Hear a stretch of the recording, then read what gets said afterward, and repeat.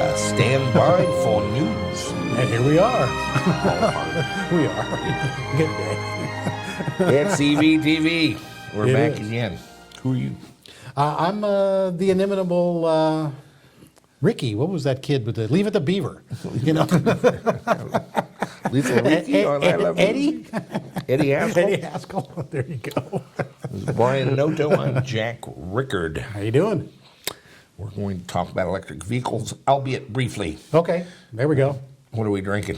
Well, we've got a interesting thing. CBS News did a little show week before last about an ale, kind of a special ale, a Trappist ale. Paul Dove had sent us an ale. Yeah, but he sent us the, not the obstinator or the obliterator, the unobtainium, yes. So they had a nice thing about this. The unusual thing is that this ale is only made by monks, a Trappist beer. There's a little monastery up in Spencer, Massachusetts, St. Joseph Abbey, that was going broke. And the brothers over in Europe, there's only nine other places that this is made by Trappist monks. This is the 10th brewery in the world, the first one and only one in the United States. This is considered a double ale, 6 to 8% alcohol, light, bottle conditioned. So not only does it taste good, but it's good for you, all the yeast inside of it. Belgian, but from New York. Massachusetts, yeah. Creamy. But yeah, very nice moosey head, made in traditional way. We had a viewer that I called immediately, Tenny Doble. How you doing, Tenny? He lives about 90 miles away. It's only available in Massachusetts. They've only been producing it for sale for a month.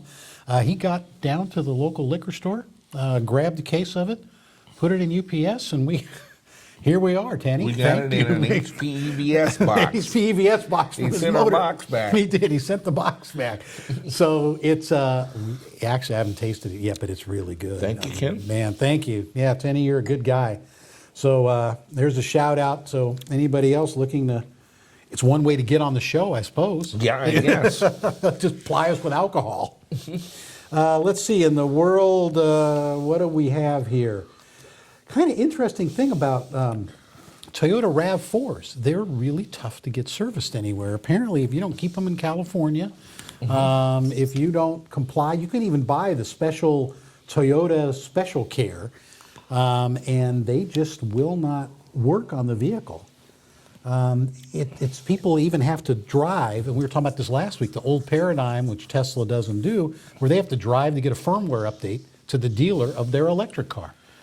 Don't get downloads over the internet or anything.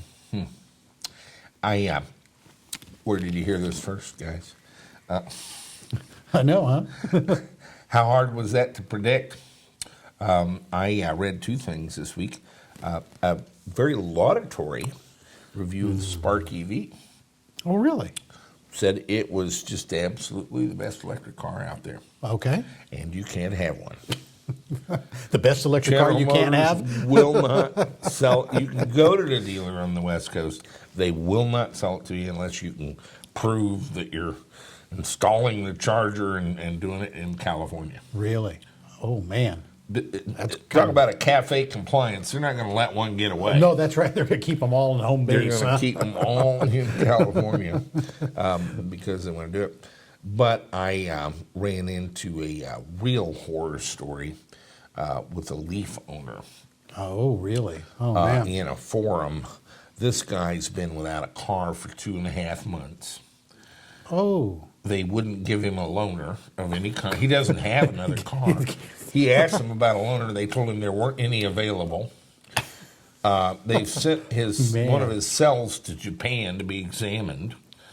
Oh, my goodness. They had to have an engineering team flown in to fix the car, and he was without the car for weeks and was really dealt with, by all accounts, very shabbily. Really?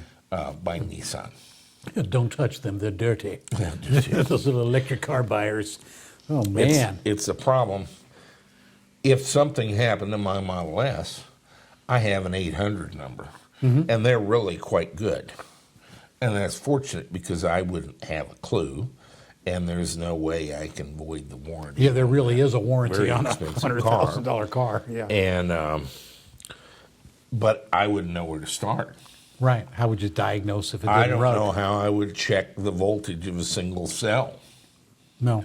It's impossible. And so the very proprietary nature of these cars, now they're portraying them as very complicated. They're not very complicated, guys. No, not really. There's 5 pieces to an electric car, even a Tesla. That's right. Yeah. You have a charger, you have a DC to DC converter, you have a battery pack, you have a motor, and you have a controller. That's Now, fine.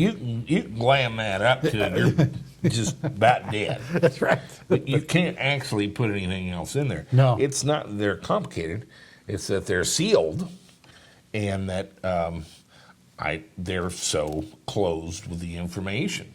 Yes. Yeah. In years past, the manufacturer published a shop manual Yeah. Right. of Right. almost anything that could be done to that car, anybody could do with the manufacturer's shop manual, which were not freely available. They cost $300 or $400. And then there was a whole cottage industry in secondary. What were some of those guys that printed Haynes Haynes and manual. Clymer and Bentley. Mm-hmm. Yeah, made big manual guys. made a fortune publishing car data, books on specific cars, Uh-huh. how to Yep, do absolutely. almost anything you would want to do to it. And we'll see later. You have to sign an NDA to look at a DC to DC converter from Delphi now. Come a long way, baby. The and so there it is. So the problem is if you buy an OEM car, you dance to their tune, and their tune can be ugly. It can be good, like Tesla, Right. or apparently some of the Leaf guys are really getting hosed over. Yeah, and another reason why the high-end cars are the way to go. I mean, all that service is in the price somewhere, but not in $25,000 worth of price. I think the Leaf is proving to be quite reliable. I don't think they're having a lot of breakdowns. My real terror car is the Volt. Yeah, I don't see how GM's going to work on it. that's a sophisticated system. It's just unbelievable. It is a lot of stuff, a lot of code, a lot of processors. They got a lot of stuff jammed They into do. a car. In a car, they crammed a lot of computers in there. And so I don't even know how General Motors, but these cars, Toyota, Nissan, General Motors, they have very little control of these dealers. They require them to send 2 guys to school. 6 weeks later, they don't even know if those 2 guys still work at the dealership. Right, they don't. That's right. The dealers don't want to fool with them. They don't have the bounty of consumables Right. Yeah. What parts inventory are you going to and sell? warranty work to be done. And then when something does go wrong, what do you know about fixing Yeah, it? that's right. You're stranded. And then you call the factory, and they're going to send somebody in 3 weeks. Jeez. Amazing. Well, what do you do in the meantime? Give this clown one of your cars? Yeah, exactly. Yeah, right. It's the guy that didn't want to buy the car I make money on. That's right. And so the dealership structure is completely separate. Elon Musk has it exactly right. And speaking of which, he was richly rewarded this week. Yes. They closed the week at 209.5. They had hit $214 a share. Earnings call on the 19th. They beat the estimates were 20 cents. They came in at 33. Yes. They Yeah. hit it out of the park. Then they started talking about selling 35,000 Model S's in 2014. Foregone conclusion. Yes. Yeah. They have reached a 25% margin on the car and are looking for 28. I know. Yeah. Yeah. That's astounding. That's amazing on an automobile. Yeah, most people get 12 or 14. And so they are the top selling car in their price class anywhere they're available. Yeah, I think so. Absolutely. And so, they're just on such a roll. And we haven't even gotten into how the Chinese are going to go crazy over this car. Right. Right. I can't imagine. And they priced it They correct. did break the rumor that someone from Apple Acquisitions. Yes, that did come out this week, too. Yes. And Sat down with them. Elon was denying it, that there's no way he could let go until he gets this safely to a $35,000 car for the everyman. I don't think Apple or Elon still get it. Now, I'm the one that started this rumor over 2 years ago. It's been credited to a guy in the Wall Street Journal about 6 months ago. Oh, yes, that's right. We talked about it twice. The deal isn't to acquire Tesla. The deal is to merge Tesla, SolarCity, and SpaceX into Apple and make Elon Musk the CEO. That would be interesting. Yeah. And Tim Cook may not want to see it that way, but realistically, his day-to-day wouldn't change very much, except his stock options would triple. keep going up. Yeah, exactly. And so he could learn to get used to the idea. Yes. Since Elon's not going to run Apple computer or Apple iPhones. No. But Apple has a war chest now. When I started talking about this, it was $80 billion. It's up to $160 billion. They pay a dividend now that's pretty generous. And they still have $160 billion in the war chest. Isn't that amazing? And climbing. Everybody's complaining that Tesla is not worth a $25 billion valuation. Mm-hmm. Well, at $4 billion, which is where they were when I started talking this stuff, right, it would have been a lot easier. But Apple could write a check. Yeah, it doesn't right matter. now. Yeah. But the trick is, Apple doesn't just need Tesla; they need the whole thing, the whole package. Right. I don't think they understand what SolarCity's about. SolarCity doesn't sell photovoltaic panels. They're a sleeper electric utility. They sell you electricity for less than the utility company does. Right. That's what they do. Excuse me, yes. And Tesla is not another DeLorean car. No. There's nothing about it, not the distribution, not the sales, not the service. There's nothing about it that even resembles the automobile market. This is the part the automobile industry does not get. Right. And the part the analysts don't get. It looks like a car and you think it is one because you can drive it. yeah. That's the end of the similarity. Yes. That's where it stops. It's at the 4.2 seconds. Yes. From there on, it has nothing to do with automobiles in America. No. It's just not any part of it. So it's going to take time for that yet to come out. So I don't know. What else you got? Let's see. Just some interesting stuff. We get a lot of emails, and we talk a lot too. And I did see this funny little thing about if someone tells you something, like this was saying, like if ambiguous phrases that people use, kind of in research and what they really mean. So we've seen some emails where someone says to us, or it has long been known. So it has long been known means I didn't look up the original reference. Right. If it's long been known, in my experience, means one time. In a series of cases, 3 times. I believe that means I think. So anyway, guys, those are just kind of phrases to not use, I don't think. Words to live by. Well, yeah, exactly. You remember last week I was talking about China, electric cars going begging in Beijing? Yes. We were talking about that last week. I was not entirely correct. Oh, okay. It's true that was the number of electric car registrations. There's a whole other world of electric cars in China, as it turns out. And maybe we ought to take a look at it. All righty.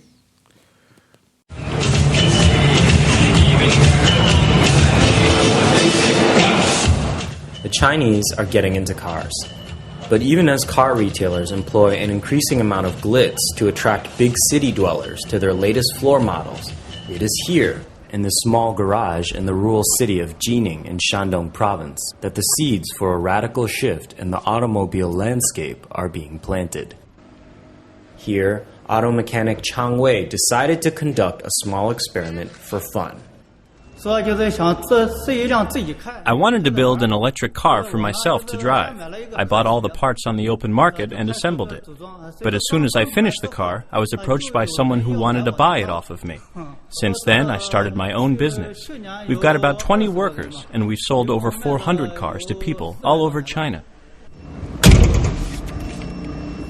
The compact electric car that Chang Wei builds emits 0 greenhouse gases and, costing as little as $2,000 to $3,000 depending on the model, is affordable for many Chinese families.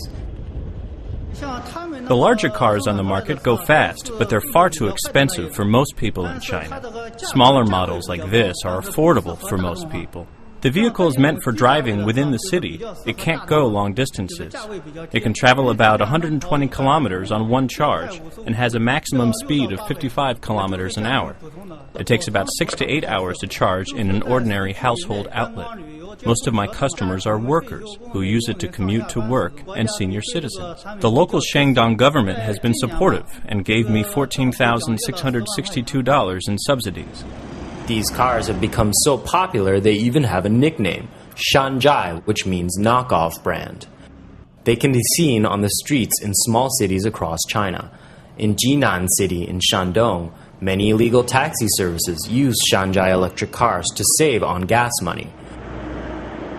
And advertisements for sales and repair of Shanzhai electric cars are everywhere on sidewalks and the internet.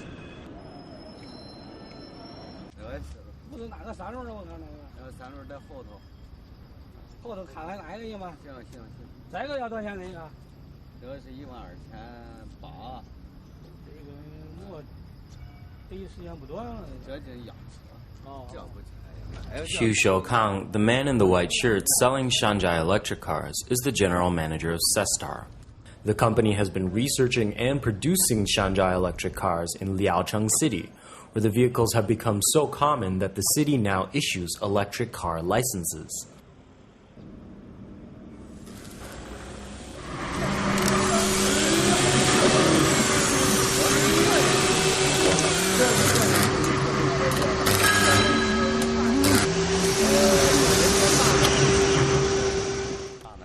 But Liaocheng City may be a step ahead of the rest of China. Xu says he won't move forward with plans to build a much larger assembly line plant to produce more Shanzhais at a faster rate because he's waiting for a policy announcement from China's central government on Shanzhai electric vehicles. Now, the cars occupy a legal gray area. They're not considered cars or motorcycles. Most Shanzhai electric car owners in China currently drive them without licenses. Government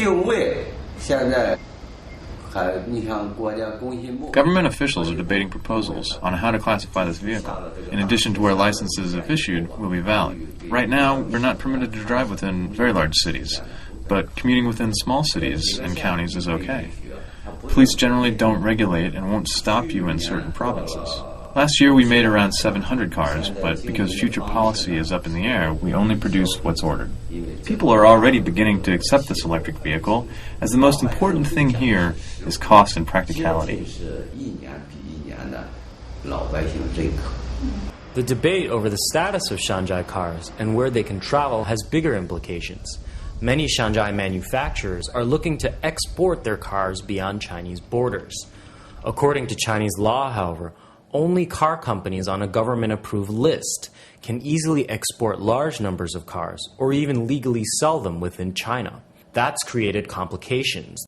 The market for Shanzhai electric cars is so large that there's a growing litany of companies who want to get on the government-approved list. Many of these companies weren't originally electric car manufacturers, but are now looking for a piece of the market. If all goes well for these car makers, China's roads will soon change from being dominated by large cars to vehicles like this. From Liaocheng City in Shandong Province, this is Jimmy Wang for Time.com. Why there, Gal Sunni? Charter 1 War, sure son of a gun. Tartus and Dubé, 2000 again, Kwai. Why, Jan G, Phew, sure pill linker both fang. Why, she Jan Young Boo One, can you Lancy Hon you? Boo Young Kai, see Moolah, you know what I'm saying? Get charter internet. Beep, beep. Sean Jai. Sean Know what I mean? Jai. I Know like what I mean? And don't they look a lot like you guys too? They look a Wrenching lot on like you cars. guys. Except they're neighborhood electric vehicles. I know, isn't that something? That's But amazing. yeah, I mean, they're out in the hinterlands. They can't take a bus, train. No, until you think about it, they can't. A bicycle or When you see it, it's like guys on bicycles with pickup truck beds behind yeah, them. it's pulling them along. And so the Shunjai $5,000 car, lead acid batteries. Yeah, yeah. Starts to look good. They're making it happen. So Yeah. there you go. Let's go to the other end and talk about Walmart. All right. Did you know Walmart's getting into electric vehicles? I didn't. It kind of makes sense. Let's take a look. All right. What you're seeing in the video is the powertrain, which is made up of a microturbine, a battery storage system, and an electric motor. Moving inside the cab through the sliding driver's door, you'll see the key difference that allowed for the more dramatic aero design. The driver sits in the center of the console rather than over to the left. The dash is electronic and therefore customizable to the gauges and performance data that a particular driver wants to monitor. And it's all finished off with a full-size, comfortable sleeper. Moving on to the trailer, not only is this the first time a trailer has been made out of carbon fiber, but it's actually the first time one-piece 53-foot panels of carbon fiber have been manufactured. Looking at the front of the trailer, you can see that the nose is convex, which increases the aerodynamics of the entire package, as well as adding additional cargo space inside the trailer.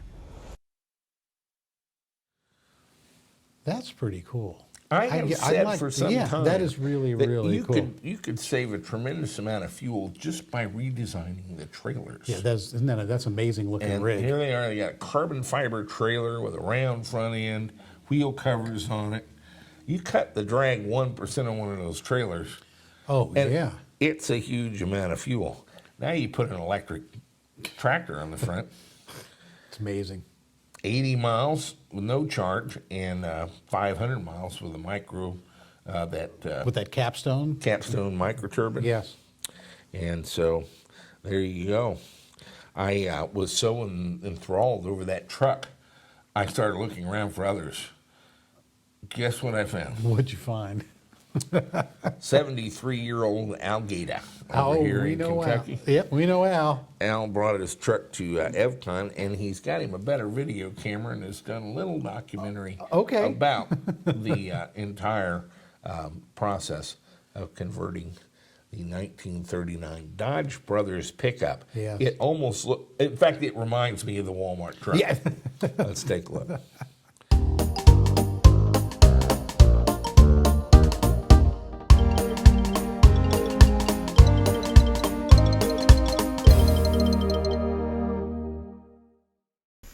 Hi everyone, this is Al Gaeta up in Lexington, Kentucky, and this video describes the process I went through to convert my 1939 Dodge Brothers half-ton pickup truck to be an all-electric vehicle.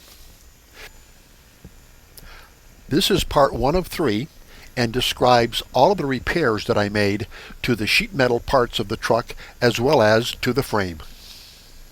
This is a general view of the old truck when I started. I cleared off 20 years accumulation of things and stuff that I piled on top of the truck and in the truck, and that was a major chore all by itself. Anyway, I got it down to so you could actually see the truck, and I should give you a little tour here. This is the original engine. The truck is a 39, but that engine happens to be a 1952. So someone swapped out the engines over the years.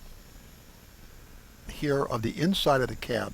Notice on the right hand side the high quality bench seat with duct tape, straw, and some padding. And for all the decades that I've had that truck, most of the pieces parts sat in these 4 crates, aging nicely, I might add. Then, as if by magic, 3.5 years later, this is what I drove out of my garage. A fully functional all-electric truck. This is the bed of the truck. There was a piece of plywood in there when I got it. That's long gone. You can see the drive shaft against the left-hand side of the bed. And once again, as if by magic, that became this. I cheated. That's oak plywood, but the strips are real. Those are stainless steel strips. And so, to continue the disassembly of the truck, out comes the engine. I kept the transmission and the clutch and bell housing assembly because I wanted to reuse them. And as if by magic, and a lot of hard work, this is what I produced. The right-hand red thing is the electric motor, and going to the left there is the bell housing for the clutch, and then finally the transmission. That's the thing with a cover missing on top.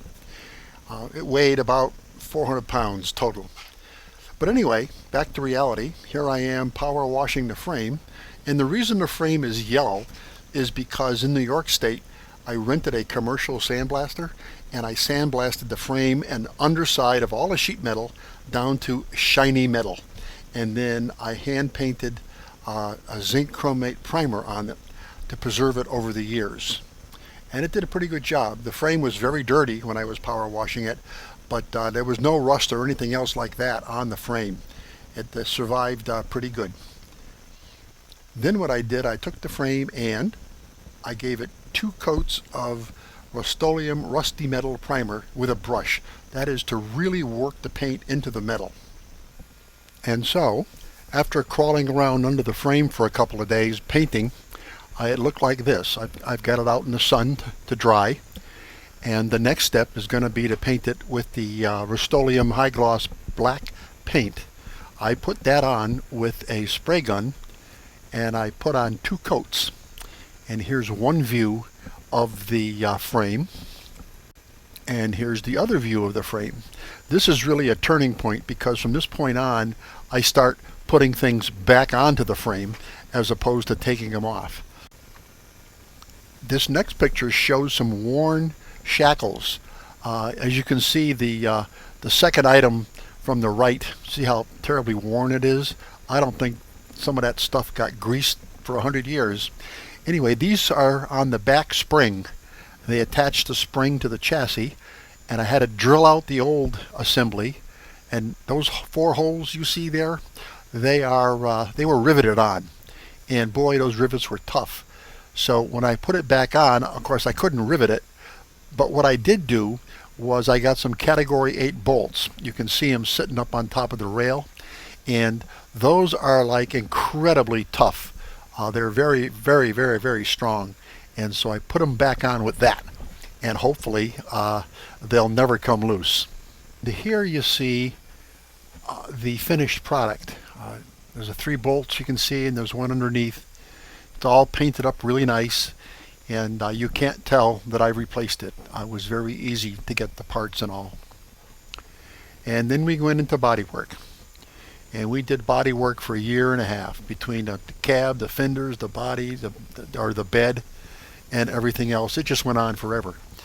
That pink stuff you see across the bottom there, that's Bondo. What you do is you rough up the hole, and then you mix up the Bondo. It's like epoxy. And you put the Bondo in the hole, you wait a half hour, and then you come back and you can sand it off perfectly smooth with the rest of the sheet metal. And then all of these louvers, I had to go in there with a wire wheel and get all the paint out from between the louvers. And that was a tedious, long process. Well, eventually we got all the paint out, and it all looked nice and shiny. And so we primered it. And the next picture here is the primer that I put on the back side of the nose.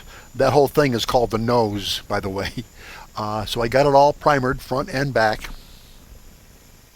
and for a long time I was just painting stuff and putting it out in the sun to dry, and just keep puttering at it and keep working on it, and eventually we got everything primered, and then we got everything painted. And here's another example of rust. the top thing that looks like Swiss cheese, that was the running board support. And so I made new ones. I welded up new ones. I made 6 of them. So that's running boards in really good shape. Speaking of rust, this is an example of what I did on almost all the rust everywhere. This is the lower front part of the driver's door. It's a classic place where these cars rust out. I stood the thing up on a fixture so I could work on it, and you clean out all the rusty parts back down to sound metal, and then you weld in a plate that's bigger than the hole, and after the plate is welded in, you grind down all them little bumps you see to make it smooth with the rest of the sheet metal.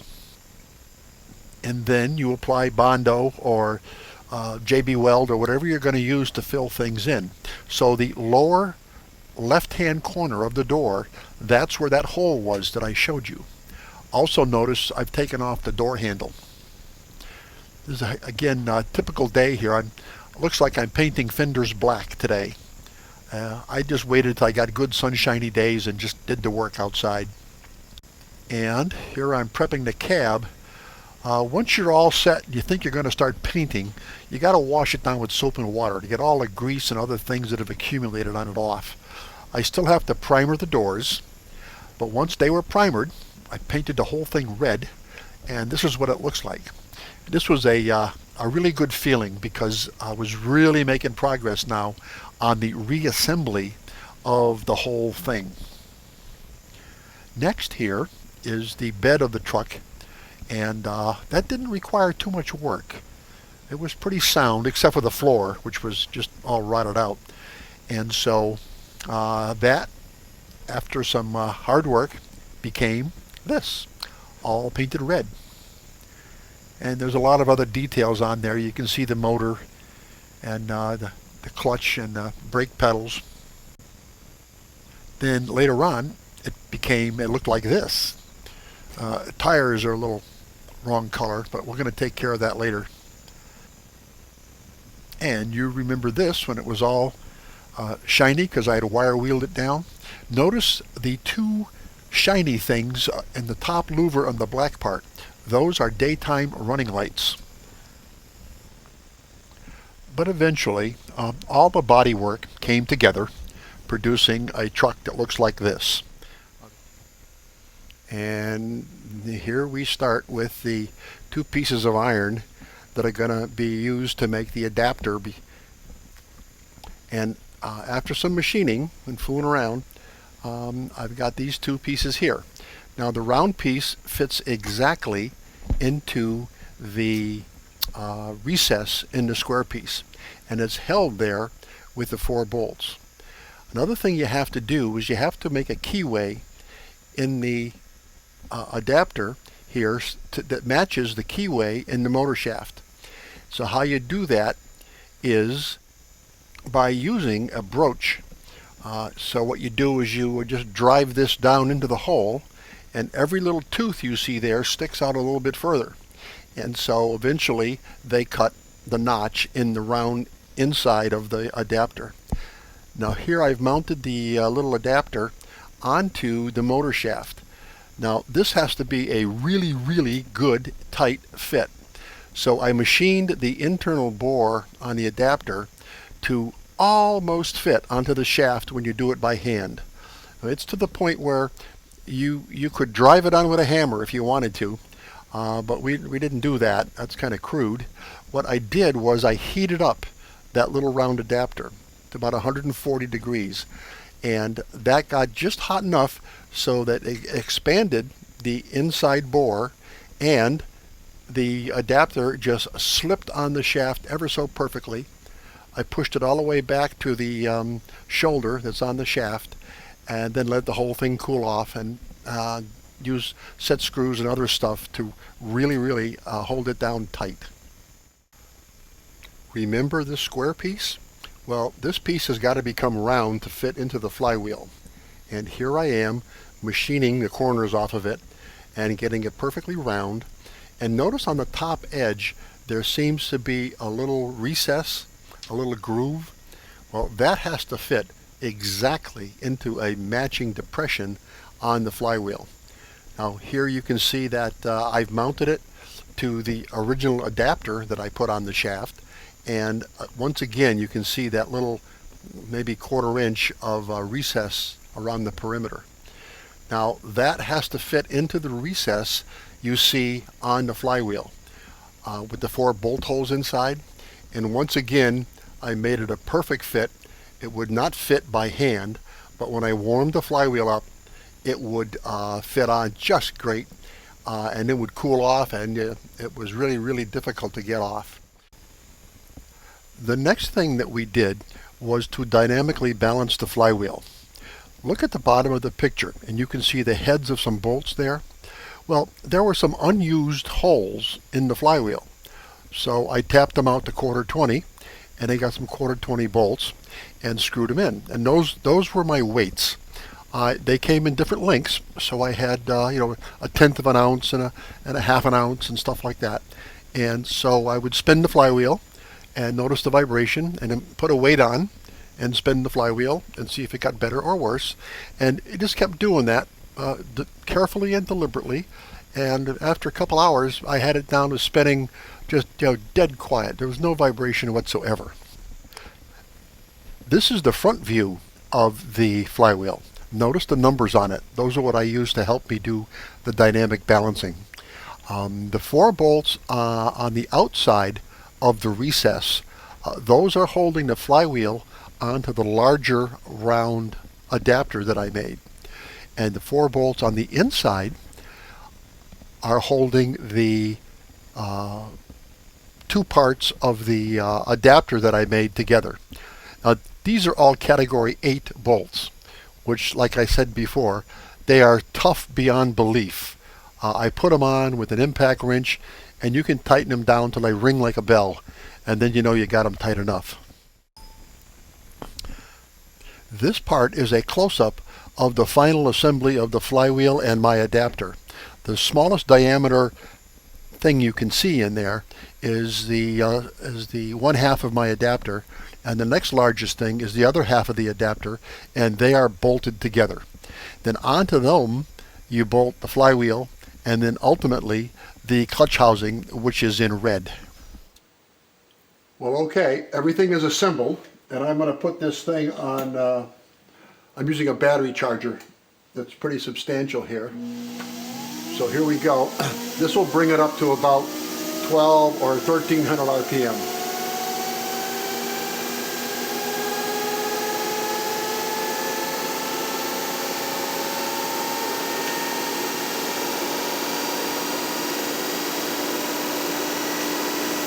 Okay, that's pretty much evened off.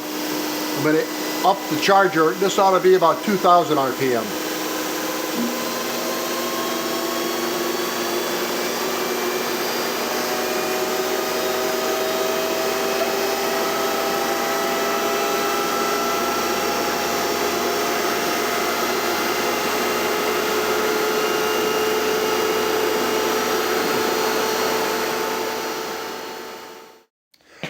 I'll bet you never thought you could cut through a 2-inch thick aluminum bar with your mighty Craftsman radial arm saw with a regular metal cutoff wheel in it. This is for my adapter plate, and it's 2 inches thick and it's 1 foot across, and I'll show you what it sounds like and what it looks like when I cut it.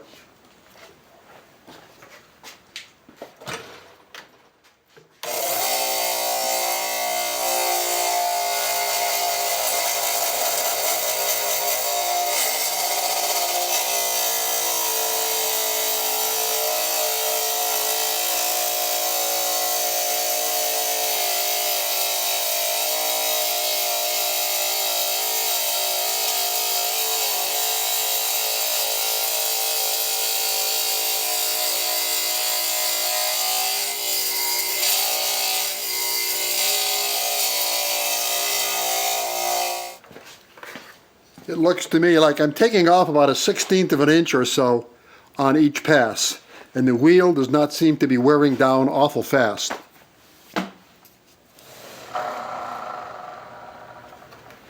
I think this is it. Yep. Yeah. There. Not bad for a wood saw.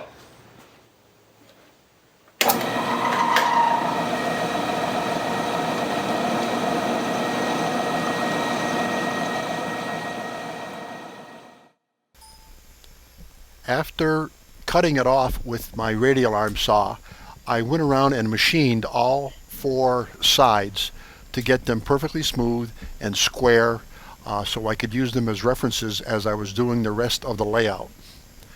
One of the things you had to do was to be sure that the where you bolted the motor up to on the adapter plate was in the correct position in relationship to the bell housing and the transmission pilot shaft. And so here I am locating the bell housing on top of the piece of aluminum. And after a lot of machining and fooling around and measurements and remeasurements, this is what my adapter plate ended up looking like. The big hole in the middle of the adapter plate is where the drive shaft or the shaft of the motor is going to poke through. And then you can see there's holes all over the place. One set of holes bolts the motor to the adapter plate, and the other set of holes bolts the bell housing to the other side of the adapter plate. Another thing to be done was to try and lighten up the flywheel. And so this thing weighed 45 or 50 pounds all by itself. So here it is. I've got it up on a rotary table on the milling machine, and I'm using a dial indicator to get it so it's centered and perfectly round on the rotary table. And then I started to just go around and cut a groove down into the cast iron to reduce the diameter. I probably took about 3 or 3.5 inches off the diameter. And a funny thing was, I thought the gear teeth were molded in or cast into the flywheel, but they're not. They were a separate steel ring that had been heat shrunk onto the cast iron flywheel. That was an interesting surprise. Well, success at last. The motor is turning, the clutch is clutching, the transmission is transmissioning, and if you look way to the right, you can see the parking brake drum kind of wobbling around. I put it on crooked so you could see it was actually turning.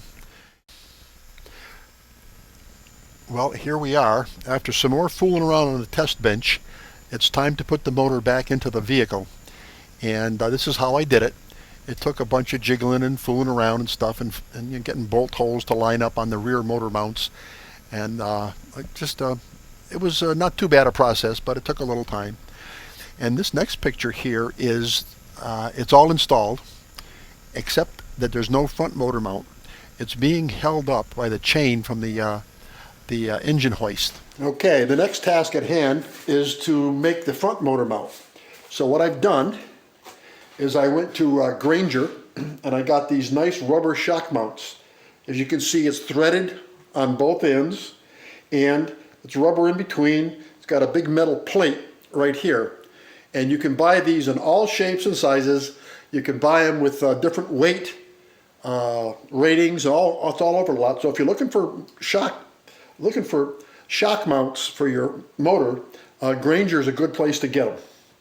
Anyway, I got 2 of these, actually 4 of them. One goes here, one goes here, and then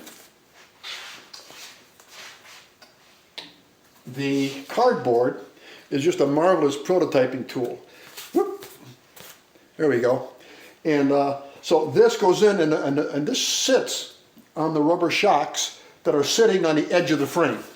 So here's how it all looks when you get it put together. And there you have it. I'm going to build it out of 3/4 inch aluminum, whatever that good quality aluminum is, 60-20 or whatever it is. And it's going to be 3/4 inch thick. It's going to sit directly over the hole, so the notches in the aluminum are going to be screwed into the shock absorber. And then you might ask, what is this for? And it's going to form a shelf. This and this are parallel, and I'm going to put a shelf in here, and the shelf is going to be where all the high power electronics is, including the controller and the contactors and all of that stuff. So hope to make it quite compact. Next thing I did was transfer the pattern from the cardboard onto the aluminum plate that I got, and then took it over to my metal cutting wood saw and hacked off all the pieces and stuff. I did some machining to round up the corners nice, and this is the finished product. You can see the circle of bolts that are going into the motor, and you may notice on the left hand side there appears to be a patch, and well, I was hoping I could get that in place without cutting it, but I just could not get the aluminum front motor mount maneuvered into position. The frame and everything else was in the way, so I finally just cut it and made that patch. It's not too pretty, but it will certainly do the job. Yeah, this is like telescopes have first light. We in the EV community have first revolution under power. On the left-hand side, you can catch the universal joint and the emergency brake drum going around. It's a pretty big milestone. I just thought I'd give you a videotape of the drivetrain actually working and turning the back tires. Well, there's no tires there yet, but you'll see.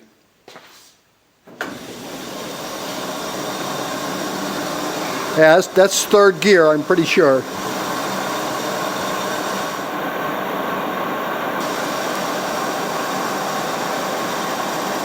We'll go for a shift here and see what happens.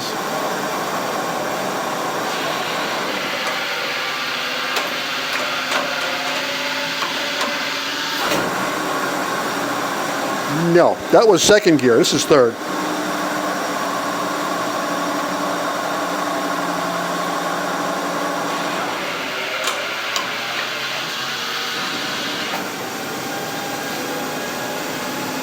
And there we have reverse.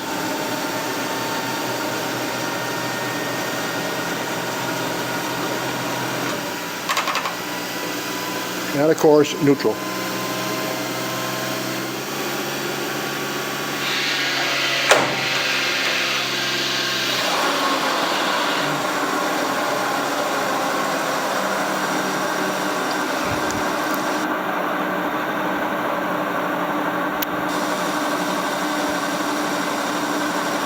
And that, of course, is one of the back tires going around and around and around. I know most normal people never thought of this, but have you ever wondered what it looks like inside the transmission with the gears spinning around in the heavy oil? This is 90, was it 70, 90 weight or 80, 90 weight gear oil. And the gear on the left-hand side looks very well lubricated, and the others aren't doing too bad. On the right-hand side, you can see it just starting to sling the oil off of the gear. And so if I went any faster, I'd get oil all over the place. Anyway, that's it for the mechanical part. The next step here is to put the body back on and then do a bunch of electrical work. And here at the end of the day is another wonderful Kentucky sunset.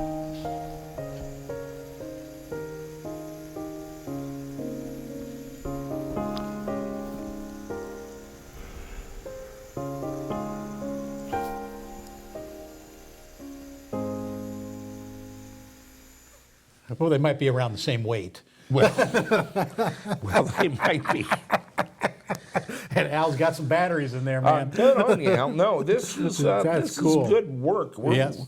You can resurrect history. You know, this is Yeah. he's 73 when he was a kid. Was 73 years ago. That was 73 years let's ago, say yeah. 63 years ago, he'd be 10 years old. That'd be 1950. Mm-hmm. 39 was 11 years old. Yes. Probably when his granddad drove around it. Probably, yeah, right. And right. so, and there's something about resurrecting one of these older vintage vehicles and converting it to electric drive that's very appealing to me. That truck, he can drive that thing for 20 years. Ultimate form of recycling. I think so. Yes. Let's see here. What else do we have? Speaking of old trucks, the Samba bus. Okay. All right. We do the Jehu continues and the Samba. the mission. the continuing saga. The continuing saga. Let's see what Jehu Garcia is up to in California. All right. With a Samba bus.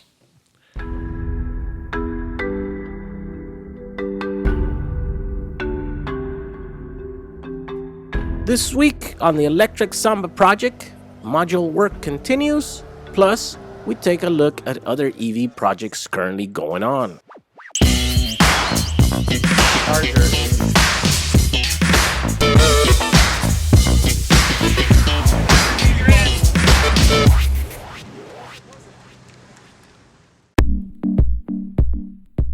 So after last week's successful tests, this week work on the next 29 modules start.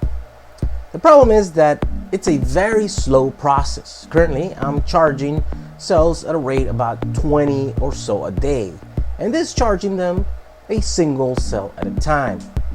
Discharging at around 1C rate takes about an hour, so I can only do about 5 cells a day, which means that every 150 cell module will take weeks and weeks to assemble. So clearly, I need to step up my capacity testing setup. To do so, I recently ordered an IMAX B6 LiPo charger from eBay. This is one of the most economical RC LiPo chargers on the market, selling around $20. The idea is to test it out, and if found useful, then order another 10 chargers so I can test 10 cells at a time. One of the downsides of these chargers is that they have a maximum discharge rate of 1 amp. So a healthy 2000 milliamp hour cell will take around 2 hours to test. At that rate, I can maybe test 3 sets of cells per day, which would mean that I could possibly be able to go through 150 cells every 5 days or so. Now, spending the next 29 weeks or 7.5 months cycling through batteries doesn't sound very fun, I know. But maybe that's where the real challenge lies. I mean, think about it this way. Many people think that what I'm doing is silly. Sure, I'm only going to spend a couple $1,000s in cells, but I have to put 7.5 months worth of work. But what if I were able to figure out a way to cut all that work down to, say, a couple of weeks? Wouldn't that make it worth it? I mean, I think spending $20,000 for a 40 kilowatt hour pack of Cal cells is silly, especially if it could be proven that there is an alternative.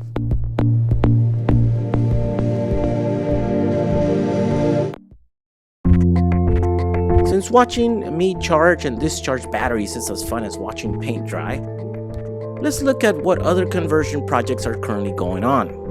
While I was down at EV West last week, Michael showed me around and showed me what they're currently working on. Have you finished your initial project, your the car on the rotisserie over there? Just off camera, we have a 1965 Porsche. And we can kind of go through the cars and look in detail later, but we've done some really unique things to that to maintain the really low center of gravity and the central weight, keep the polar moment of the car down. So in that case, we'll probably greatly improve the handling, and hope I don't upset any Porsche guys, because we really love the cars and we really do minimal modifications to them, especially with the Volkswagen product. We don't do any cutting, you know, we use factory holes. And yeah, you guys are actually making kits to go into all these cars, and that's what you guys are kind of specializing in. Yeah, we just try to, you know, take some of the guessing work. Yeah, right, and just make it a little easier. I mean, just and aesthetically pleasing at the same time. You know, if you can't take the car to a show and open up the engine bay and be proud of that, then it's not doing really anyone any favors in the EV world, so Yeah. to speak. So, so we have the kit and the Volkswagen air-cooled product. It's essentially 4 bolts, and the whole motor and the controller and the water cooler and all of that just goes right in. And it's a real time saver. We spend a lot of time, designing the kit, so we hope that it saves people time, for the amount of money that they spend for the kit. Most of the work is really in making the boxes, engineering the wiring harnesses, Yeah. and choosing the components and stuff. And it's essentially what you guys are Absolutely. offering, It's right? in the business world, they call it NRE, non-recurring expense. And it really is. And now we've got a library online of SolidWorks 3D CAD CAM profiles for, especially the Volkswagens. They seem to change their gas tank every 2 years, and everything kind of changed, and it's a little willy-nilly, if you will. So we have a library of different box sizes and locations and stuff, and we're still measuring. I mean, we're still building our database to this day, because we've got customers that inquire, oh, hey, I got a notch back. Oh, bring it in. Let's look at it. Let's measure it up. And we find that 9 times out of 10, the stuff that we develop for the Beetle actually drops right in. the A18, for example, back here behind us and stuff. I think there's a lot of people that are going to be excited about that little car. Cause it's an exciting project. Even my own dad came down and saw it and started asking me all these questions, and now he wants to build one. So oh, hey! It's contagious, It especially is if you're a car guy, because you can be involved in automobiles your whole entire life. And walk in here, and not only is the 818 new and not very many people have seen it, but an electric 818. Yeah. Are we going to beat the gas versions? I think so. I think so.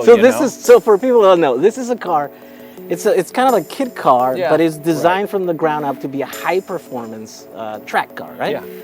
And it was designed to be used with parts from the Subaru WRX, early 2000s, 2002. Yeah. So it was designed to use the engine from a donor car and put in here. Right. Engine, the brakes, axles. But pretty much everything else it's engineered from the ground up to be this. Yeah, the actual suspension components, the double wishbone suspension. I mean, really like race car. Yeah. Suspension. It's going to be a great track car. Yeah. I mean, and it just came out, right? A few months ago, Yeah. maybe the first one. Right. So I don't know. Yeah. Do you have a number of what the model? I don't have the number. The gentleman that we're working with has affiliations with Factory 5 Oh, I Racing. see. He's done some projects before with them.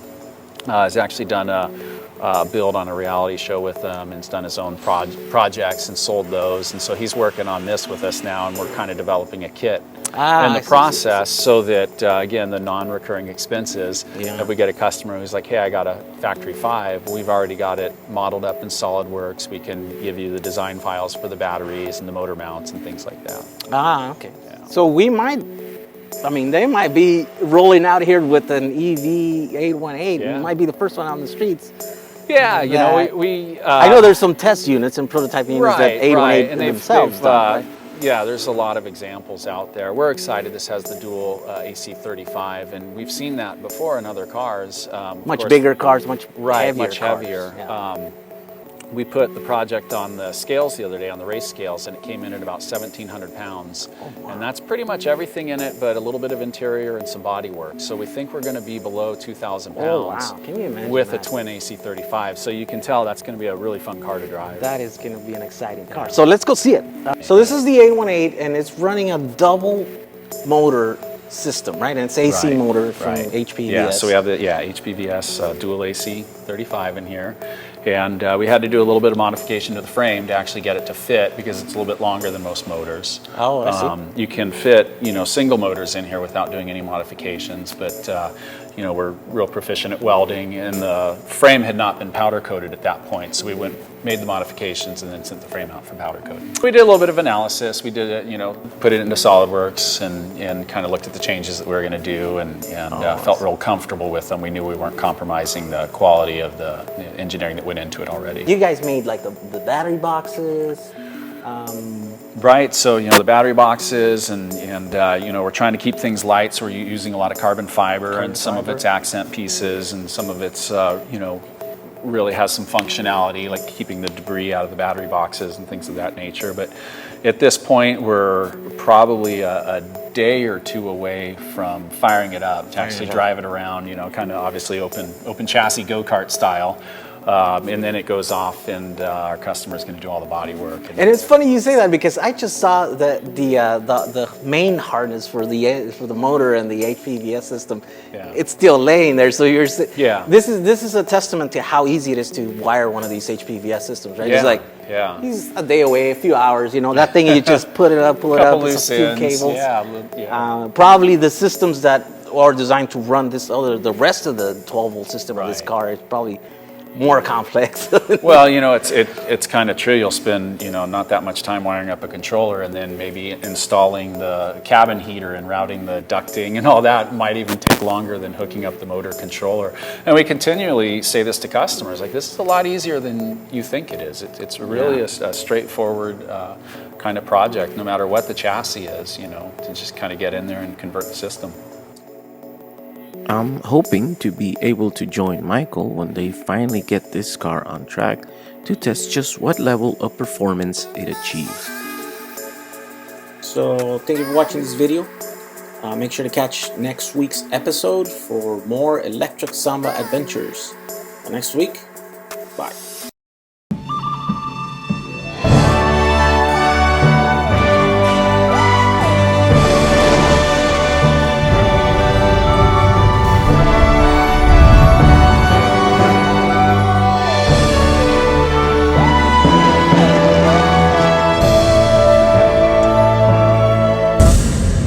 We almost lost our wheel right here.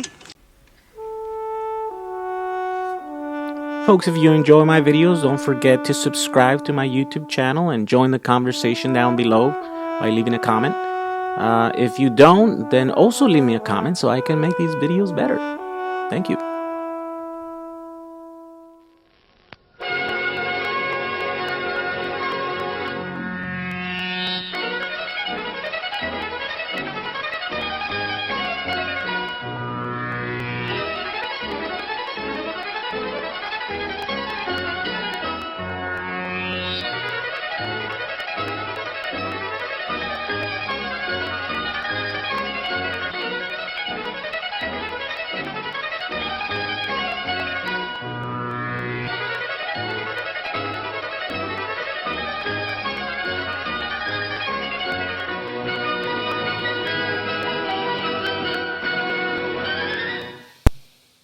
But he just gets around. He does. He's struggling with the batteries. He's got it mapped out where he can make these battery modules in a little over 9 years. Oh, perfect. That's an old bus. I mean, heck, another 9 years. I think he's overthinking this. Okay. A little over engineering. If you open up one of our prismatic batteries that I recommend and that you're using, you'll find about 400 batteries in there in parallel. Right, right. You don't have to bottom balance batteries to put them in parallel, guys. In fact, you would put them in parallel to bottom balance. Bottom balance them, yeah. And so he could rack up 150. What I suggested he do was make sure they had a charge on, put a little charge on it. Okay. And take about we use a 0.1 ohm for 30 amps. Take about a quarter ohm load resistor and put it across those cells and for 10 seconds and measure the difference between the high and the low voltage. Okay, all right. And I think you can do this in a minute charge and 10 seconds discharge. I think you could sit there and rack them off pretty quickly, and you would quickly see a pattern of a voltage sag. Yeah. And any defective cell or aid cell that's hurting, has a lot of internal resistance or something, is going to fall out at a pattern. Okay, sure. Let's say when it's fully charged, it's 3.85 volts. And you put a 10 amp load on this 2 amp hour cell, which is kind of stressing it. It is, yeah. You can do it at 8 amps. And you'll find that they're all diving under that kind of load, 3.45 volts or 3.5 volts. Then you have one that's showing up at 2.9 or 3.18. Yeah, okay. Probably it'd be worth setting that one aside, using it in a radio controlled car, a camera, or something. That's right. Power tool. But as long as they're falling within that, you're not going to have any problem. Yeah. You rack up 150 of them, put them in parallel, charge them up, discharge them, whatever you want to do. But they'll work it out. And even if they have different capacities, it's all right. As you use it, they'll kind of fill in the light ones and take from the heavy ones. Okay, sure. And, Yeah, they're in parallel. because they're in parallel. Yeah. And so I think he's overthinking this just a tad. Okay. You don't need to do all that, Yahoo. So then you take all your modules and you wind up with them all at 3 volts. Don't use my 2.75 volts on those lithium cobalt cells, Yahoo. You'll kill them. Take them down to about 3. They're different voltages. Yeah. You want to charge them. They say charge them to 4.2, charge them to 4.1, and don't let them go below 3. Okay. And so make your pack at 3 volts. Okay. And make the next one at 3 volts. And then when you have 27 of them all at 3 volts, you are bottom out. Right. Clamp them all together and charge them up. Yeah. And that's, so I don't think you really need to spend 9.5 years building that battery pack. Rack them up like pool balls and Have your way with them. have your way with them. And that takes care of Tesla, Walmart. Did we do the Chinese Shenzhai? We did. We did. And Jehu? Let's go look at my pump. All right. We talked about the pump. Let's talk about the pump again. Okay. Let's talk about the pump. Okay, the mystery of the Azure Dynamics pump. We bought 158 of these in the Azure Dynamics auction, and they have sat around for a year and a half because I couldn't find the connector. My increasingly good friend, Paulo Alameda, from the Institute of Engineering of Lisboa in Lisbon, Portugal, said, well, send me a pump. I can find it. And I sent him a pump. He got the pump, found the connector the same day. It's amazing. He's like a electronics detective. In any event, it's actually an OEM part for BMW, a water cooling pump, and it's quite a device, as it turns out. I've been looking into the specs. We believe and are pretty sure this is a CWA50 pump, nominally a 650 watt pump, I suppose. Although it says 6.5 amps at 12.5 volts. It's a little brushless DC motor, as I described last week. Rating pumps is kind of mysterious to me, and that's because everyone that I've seen has been rated differently. This one is variable from 0 to 30 liters per minute, about 7.5 gallons per minute. And that's how I like to think of them, but it's sort of a simplistic view of pumps. What they really want you to do is to think of it like this. When it's under pressure, how much can it deliver? And they have all kinds of ways of measuring pressure. This one is stated in bar, and they're saying that it can do about 1.45 cubic meters per hour at specific gravity of 1.0 or water. That works out to 24 liters per minute at 0.6 bar. Now, what's a bar? Well, it's simply another unit of pressure. It's equivalent to 8.7 psi.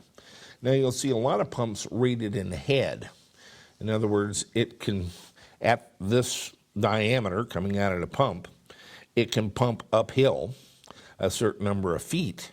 And they'll usually have a chart that's like at 1 foot, it'll do 30 liters, and at 20 feet, it'll do 5. This one's actually pretty good. When you convert the 8.7 psi or 0.6 bar, that works out to 20.1 feet of head.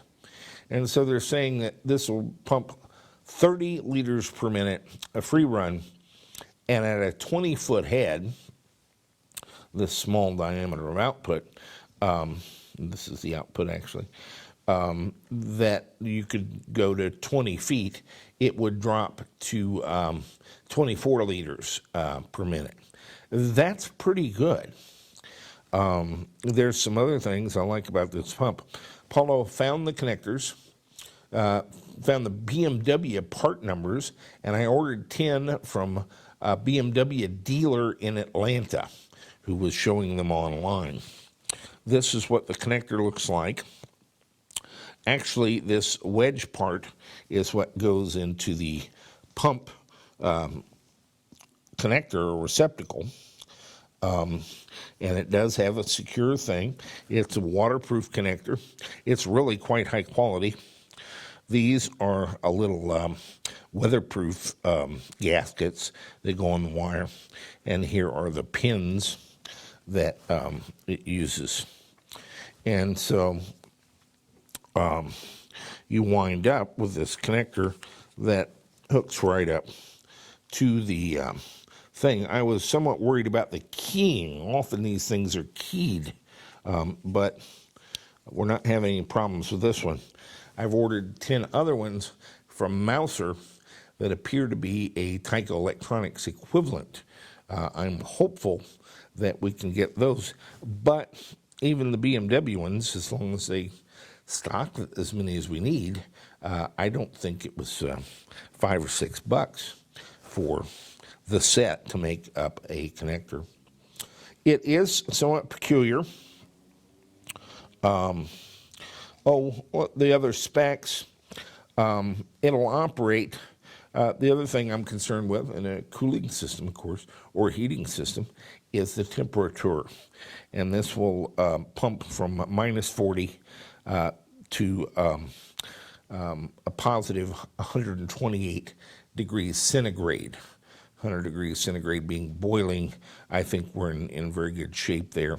The ambient temperature is, I think, 130 degrees centigrade, so a few degrees higher. The pinout, and both our connector and our plug, if you can wear your readers, was reasonably well marked. The pinout for the CWA 50 turns out to be true. Don't mind the picture. It's backwards, if you find this, but the pins are true. Pin 1 is ground. Pin 4 is your battery positive, and this can operate at a voltage of 8 to 16.5 volts. But, and there's always a but, it has 2 other pins. Pin 2 is for LIN, and pin 3 is for PWM. It says here Eingang. And I'm not too sure what Eingang is. The LIN is interesting. As we've talked about, the CAN has the controller area network has kind of taken over automobiles. Volkswagen, Volvo, BMW, and Mercedes-Benz got together and proposed that CAN was too expensive. This was extending in so many directions. Remember I told you it was down to window switches and stuff. What they did was propose a lightweight serial bus. And it's a truly lightweight. It has 1 wire. It's limited in 19.2 kilobits per second, which goes up to a megabit. And it's good up to 40 meters. So anywhere you want to go in the car is fine. It avoids a lot of problems in that you have a master and up to 16 slaves. and so there really isn't, the transmitter here is the master. And in fact, most of the slaves usually are done not with multi-controller, but with ASIC, essentially chips that can respond. They're kind of hard-coded to a command. We're not going to use LIN, obviously. The other pin is a pulse width modulator, PWM. This is very interesting in that it opens up the possibility of being able to vary this pump from 0 to 30 liters per minute using a pulse width modulated signal. I did test this. I didn't really test it. Here's one of our little bamboo 10 amp hour lithium batteries. I can plug this in, and it's deadly silent. It's not running. And that's an interesting thing, because when it is running, you're still not going to be able to hear it.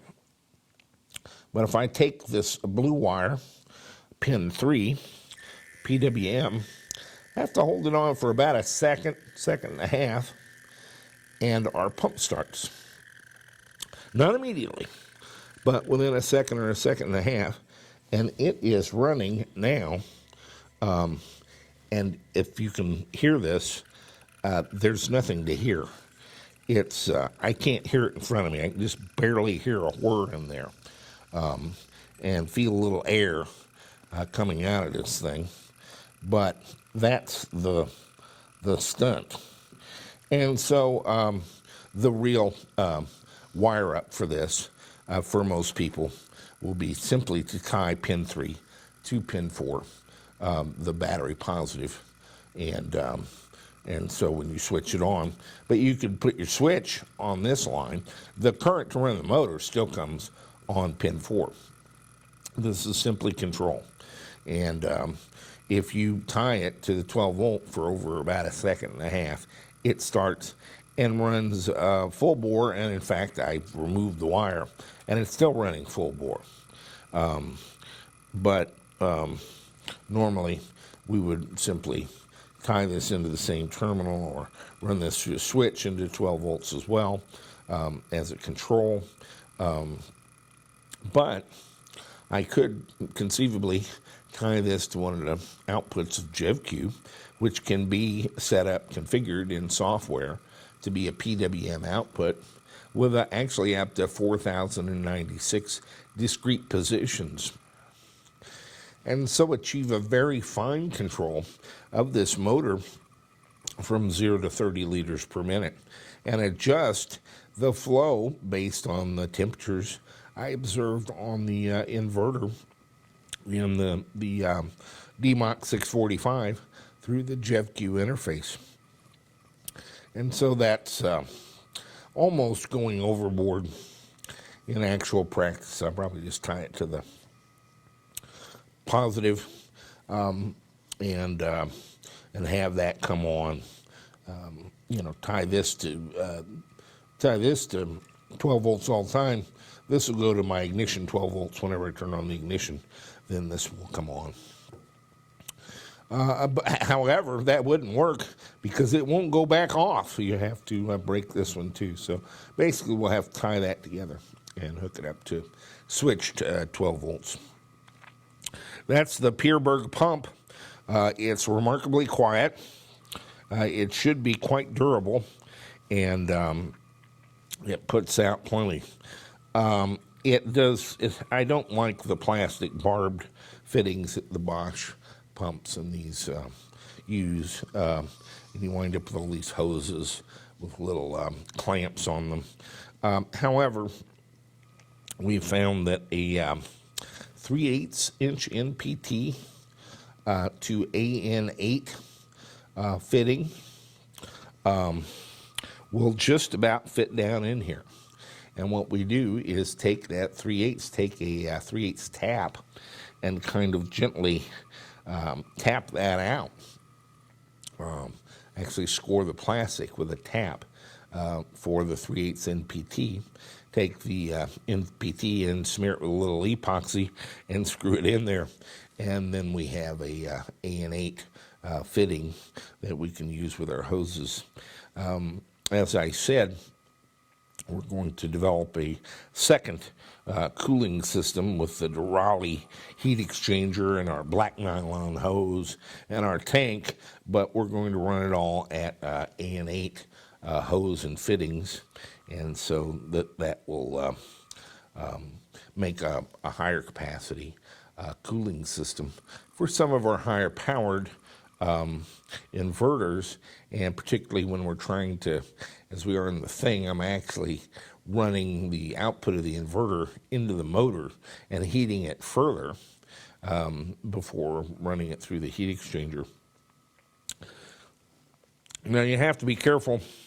Sometimes people associate flow with cooling, and they believe they're doing a good thing. I learned many years ago that if you took the thermostat out of a car and just let all of it pump through the radiator, you'd often overheat the car. The reason is you need a certain amount of time in the radiator. And so simply increasing flow does not necessarily mean more cooling. Sometimes less is more.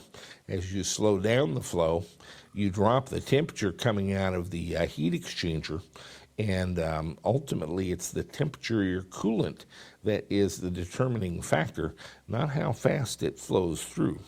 The reason you need it to flow through is because your device, your motor, or your inverter is going to heat it up. But it's a little trickier, a little bit more tricky than simply if I can make it go faster and make more of it go through, then I will increase the cooling. The problem with that is you also increase the flow through your heat exchanger, and sometimes the coolant doesn't have enough time going through the heat exchanger to actually achieve the maximum temperature drop that you can achieve in a heat exchanger that size. Of course, sometimes you might increase the size of the heat exchanger, but soon we're up to a automobile radiator again, and now what's going on? So I'm kind of gratified we can get these connectors. We will sell them in the online store, and I'll try to have that up this weekend. It's a great pump. I've got 158 of them, so plenty of supply.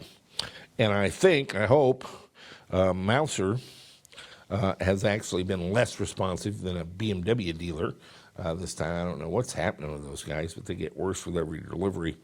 But they have shipped the TE version, and if it fits as nicely and as well as this does, we will procure an adequate number of them. I'm going to ship it to you taken apart as a little kit with the thing. I'll probably give you 5 or 6 pins because you're going to mess one of them up.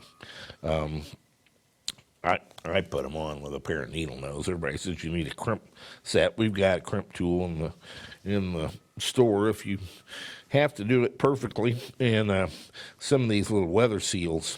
And the reason for that is, instead of splicing whatever wires I would give you, you run your wires to the pump and make up your little connector and get a very professional job hooking it up to the pump. And it's still running away. I better unplug it. You don't want to run it without the cooling fluid, which is actually used to cool this particular pump. Did I miss anything?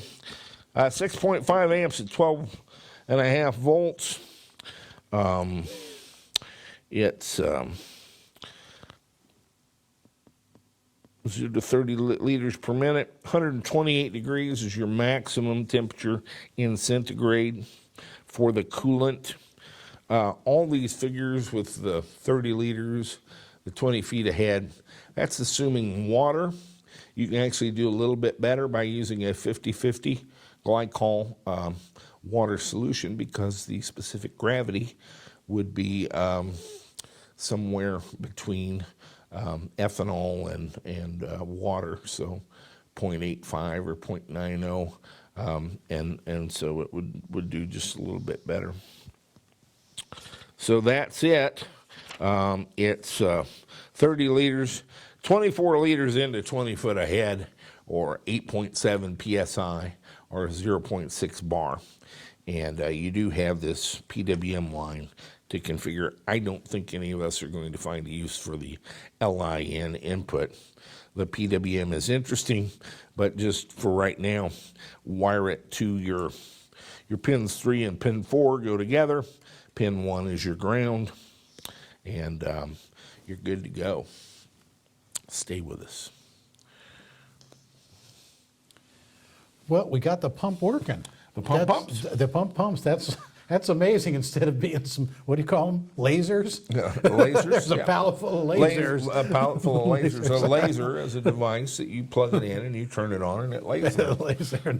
Yeah, there's a big pallet of lasers. They had 158 lasers. Paulo has, we should probably put him on the payroll. Yes, exactly. Paulo he found the connector in a day. That was pretty good. And, it took longer to get there. And it's a neat little connector, actually, by the way. And it's not expensive. I don't think those things were $5 a piece. They're weather sealed. They're the pins just snick right in. They plug right in very nicely. This is so we're good to go. We'll have them on the online store, and what did I say? $99. Let's say $850 now. Now they work. Something like that. Yeah. No, we'll put them up for cheap, and you can have at them. But no, this is the pump now. There's no point in hunting pumps. No, for right now. Even the one I liked, the little solar pump, that's not automotive quality like this, and it doesn't have this capacity. No. This thing's up 30 liters per minute. That's the deal. Hey, by the way, we got some more CODA stuff in this week. Yes, we did. Should we show it to them? What the heck? We like them. It'll just titillate them, and then they'll want them, and I'm not even too sure what they are. Then what do we do exactly? Let's take a look. Take a look.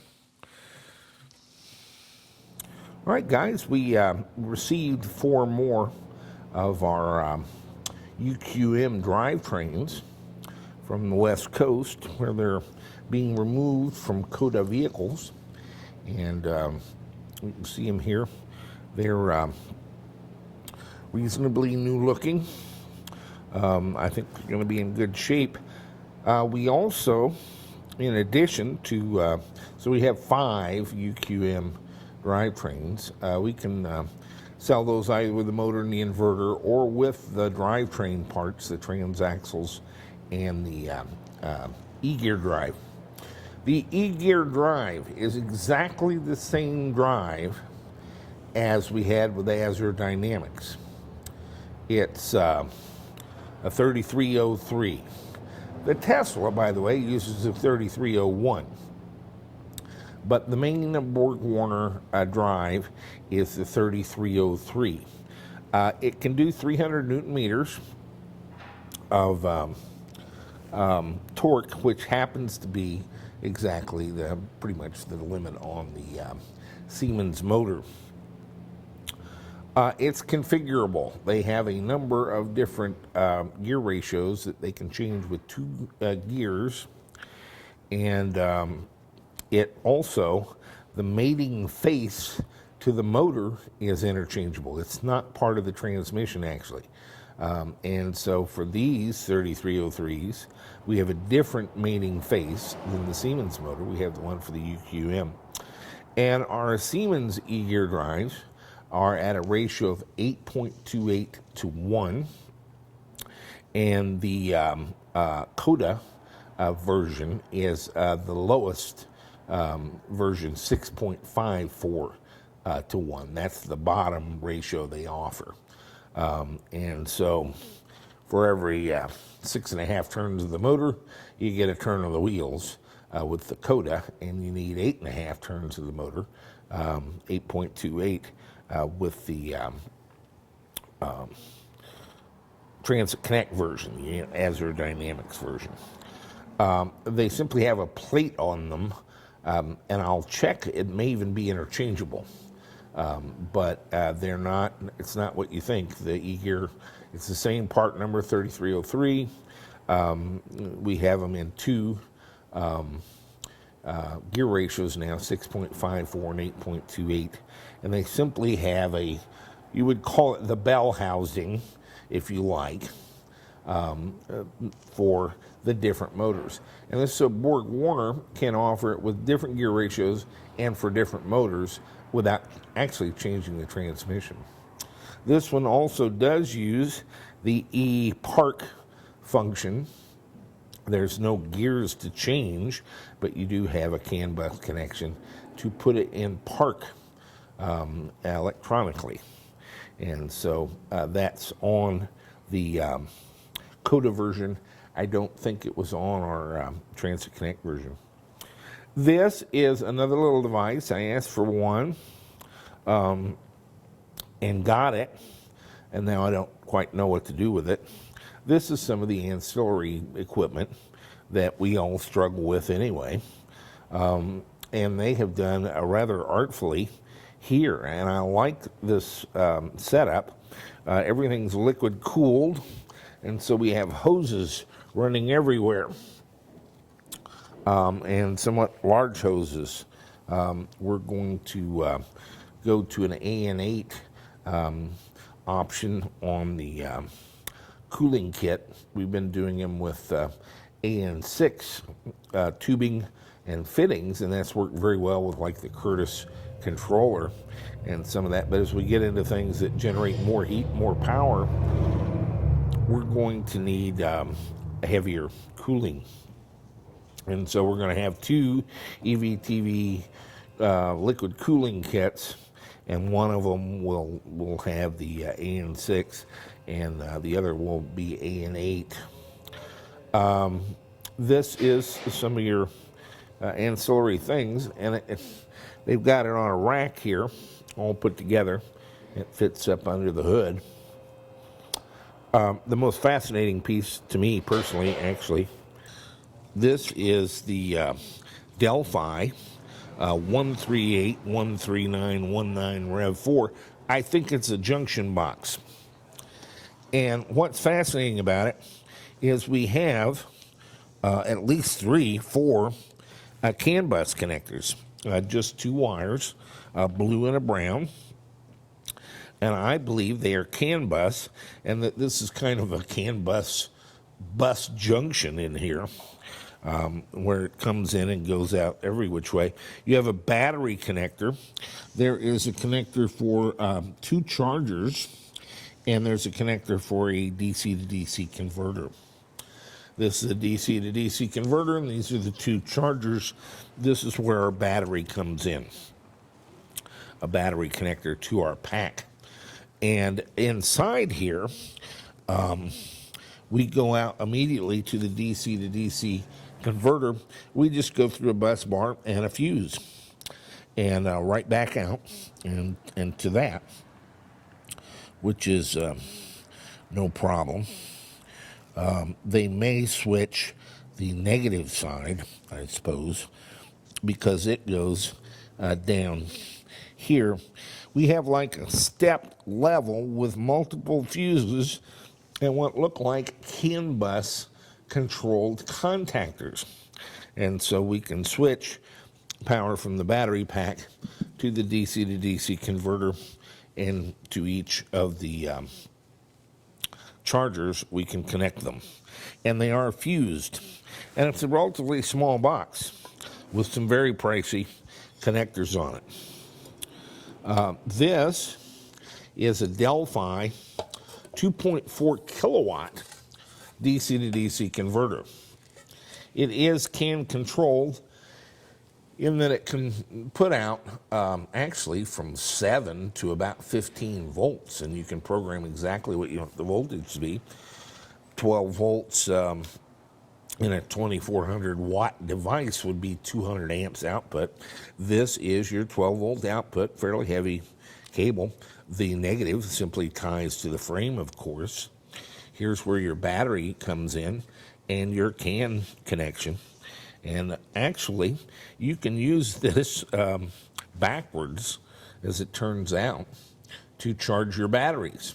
In other words, you can hook it up to 12 volts and use the 12 volts to charge your batteries, but it's limited to 600 watts. I'm not sure what that's for. Maybe it's a feature, but that is our DC to DC converter. I have obtained a brief list of the CAN commands for this, and so it might be usable. Delphi, actually, I am told, requires an NDA to even talk to them about this, much less look at any of the documentation and the thing. And it is such an egregious NDA. It basically says that they don't have to do anything ever, and if you thought by signing an NDA that implied that they had any obligation to you of any kind, like not to reveal your IP, that was you were mistaken. And further, that you didn't even have to reveal their intellectual property. They could sue you anyway just because they wanted to, and you would pay for their lawyer and do it in their venue. And I mean, this is just utterly ridiculous what some of these companies are doing. The next is the biggest mystery, and that is the Lear charger. I like these because they're very small. They're smaller than our Brusa. Again, a 3.3 kilowatt charger. It'll go up to 400 volts. We put our AC in here and our DC in here and our CAN, and it is a CAN controlled charger. It's actually got a link to the two of them. And so it operates like a master slave, much like the Brusa does, although you can operate them independently and simply have them kick on and off. This is your three-phase, not your three-phase, your 240 AC comes in here. Here's the connector. And these connectors, maybe the wire harness and the connectors probably cost more than the equipment does here. I'm not sure how we would be able to reproduce those or what. We do have some part numbers and stuff, Delphi part numbers, for example, here on a cable. And so, you know, it's perhaps doable. This is cool. Oh, this is your 12 volt hooking up to something else and a ground.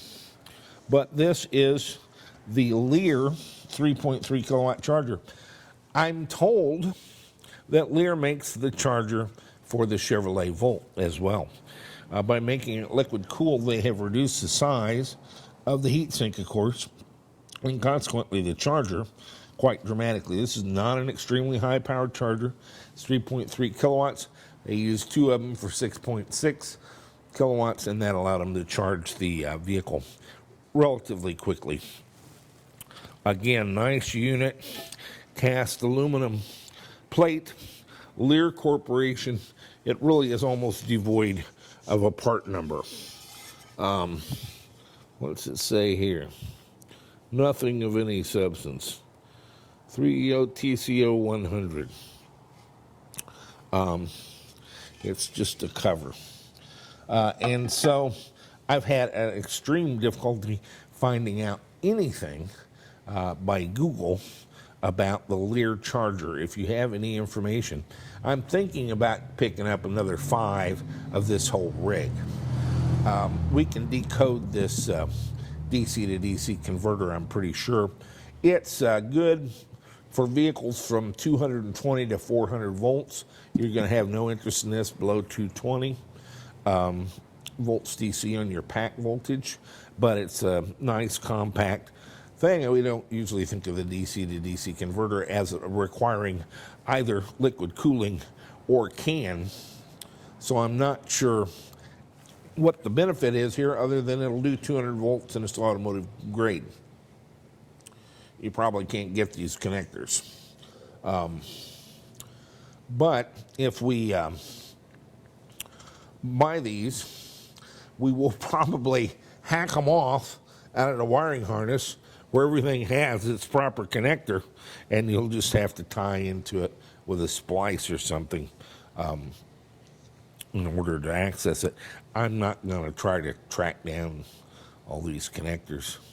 So I'll probably buy these as a set and hack off the connectors so that we can use them to plug into the boxes.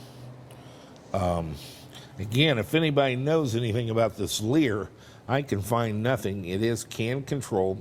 Usually chargers that are CAN controlled, you don't just set it and forget it like Ron Popeil likes to do. You have to send a message every 250 milliseconds or 500 milliseconds to keep it alive and charging, and that's a good thing. If your system gets lost, it terminates. So we would need the CAN digest certainly in order to make that charger viable. And again, I can't even find a reference to it other than a couple of very wispy allusions to the Chevy Volt using a Lear charger. We're trying to chase that down now, but it may or may not be doable. But I thought it was an interesting charger because it's small, and you get small by being liquid cooled, and it certainly is. And so you can see two of them here, 6.6 kilowatts. That's about half the size of the Chinese 6.6 kilowatts. And so there you go. So that's about it, what we're playing with here. Looking at some of the UQM and CODA equipment. Again, a Delphi DC-DC converter, and apparently junction box with smart contactors. And then the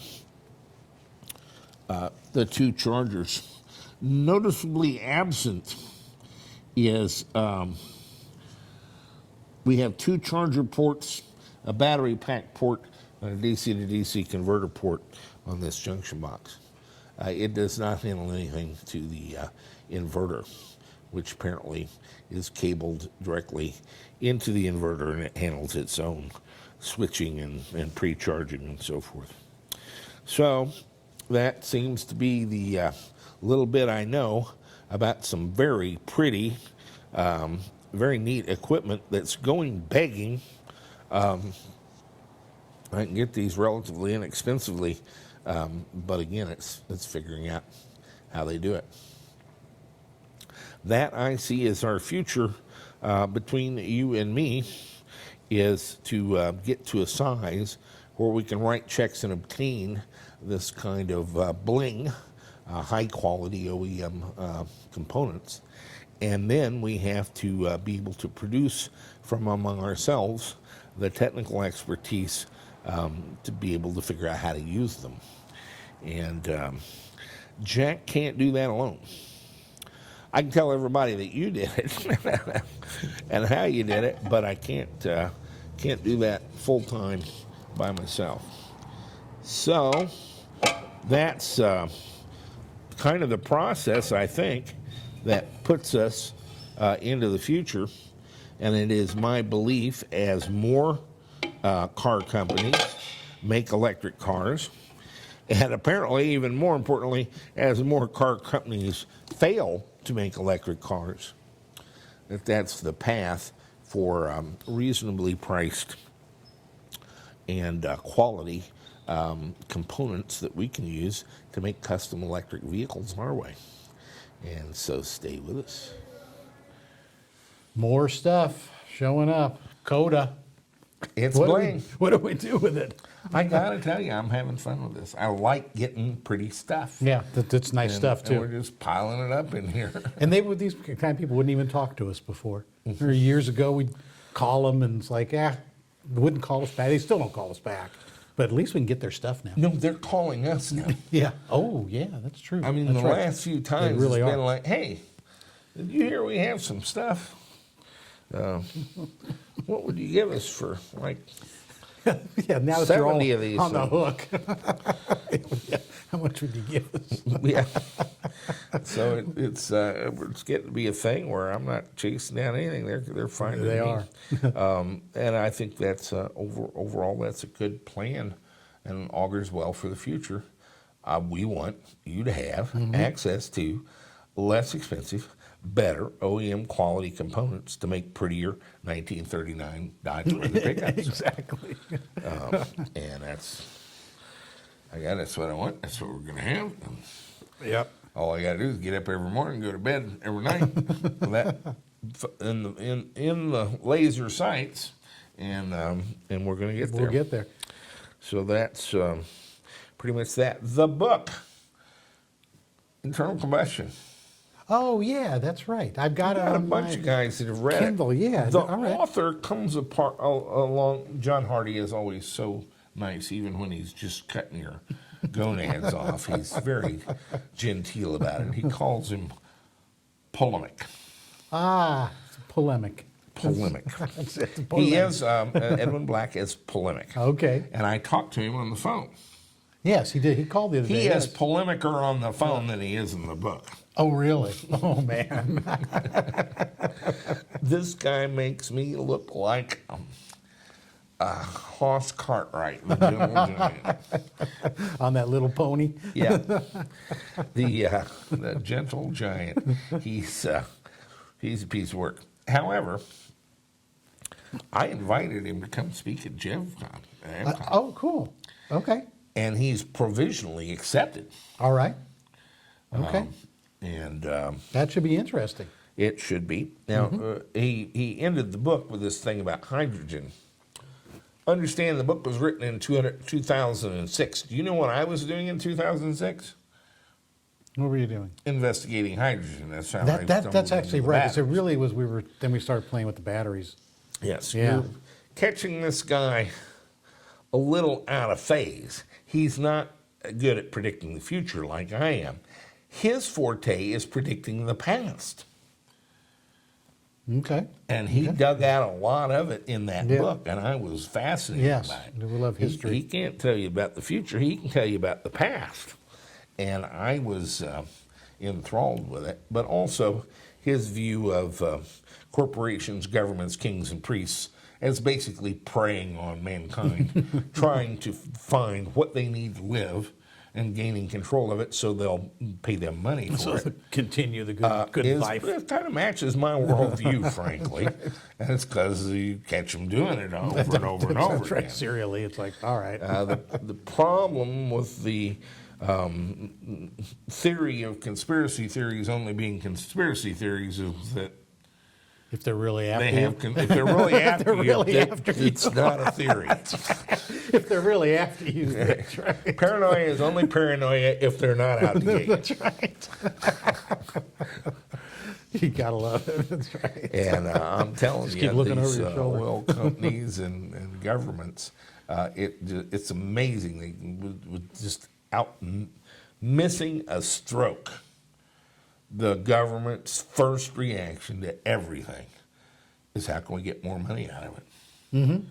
You want marijuana legalized?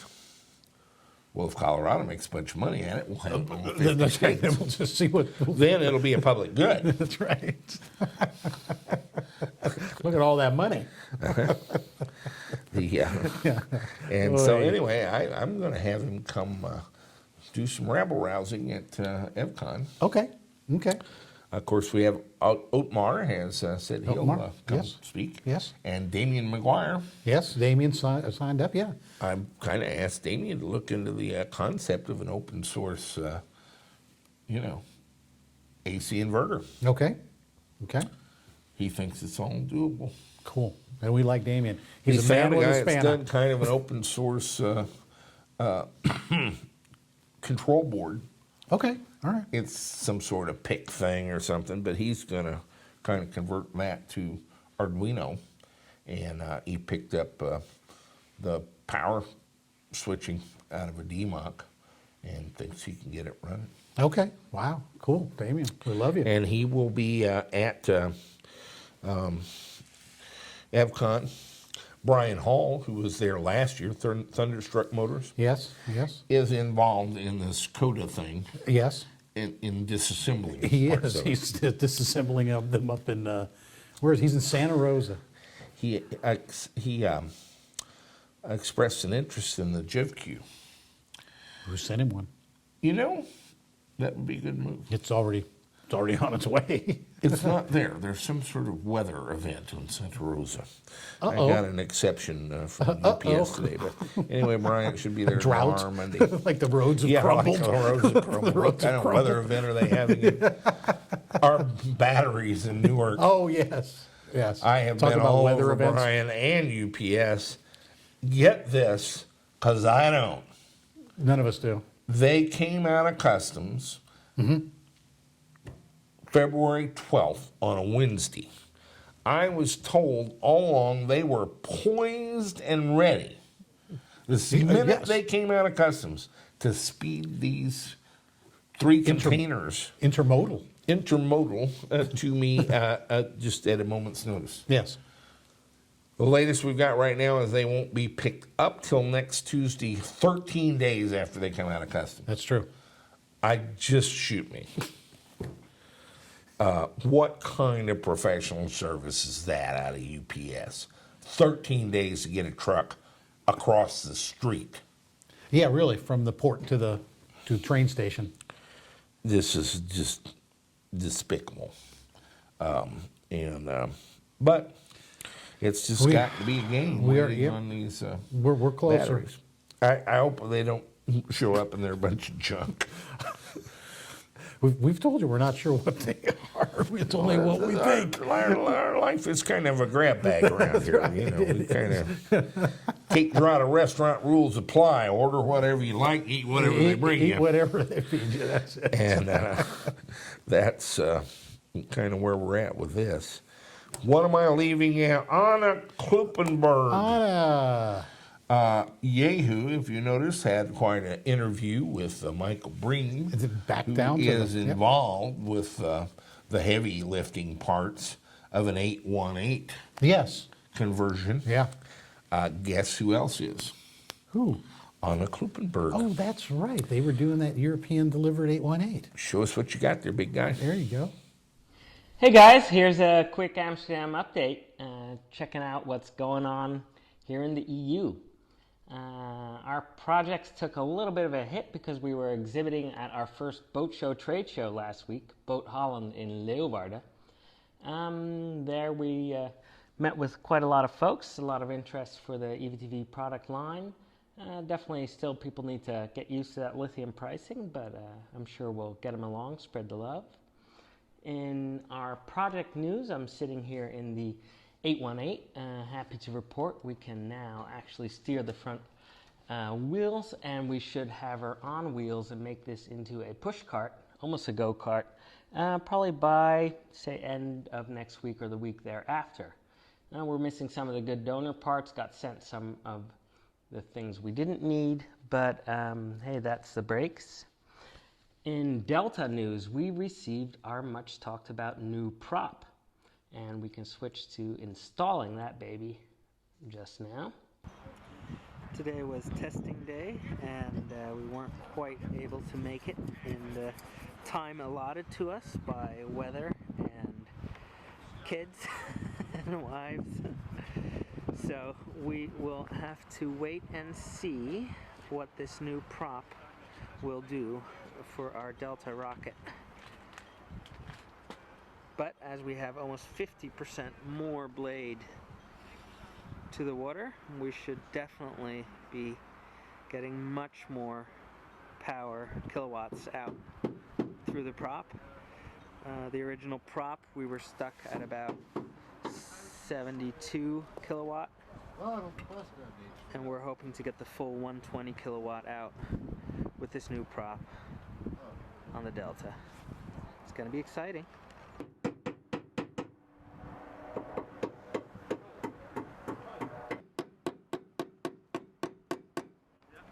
Zo.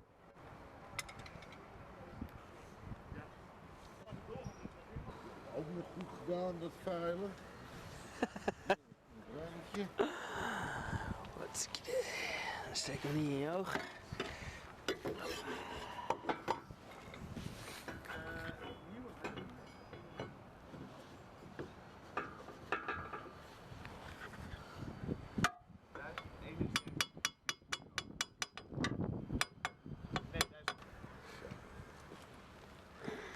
Zet. Ja, dat is...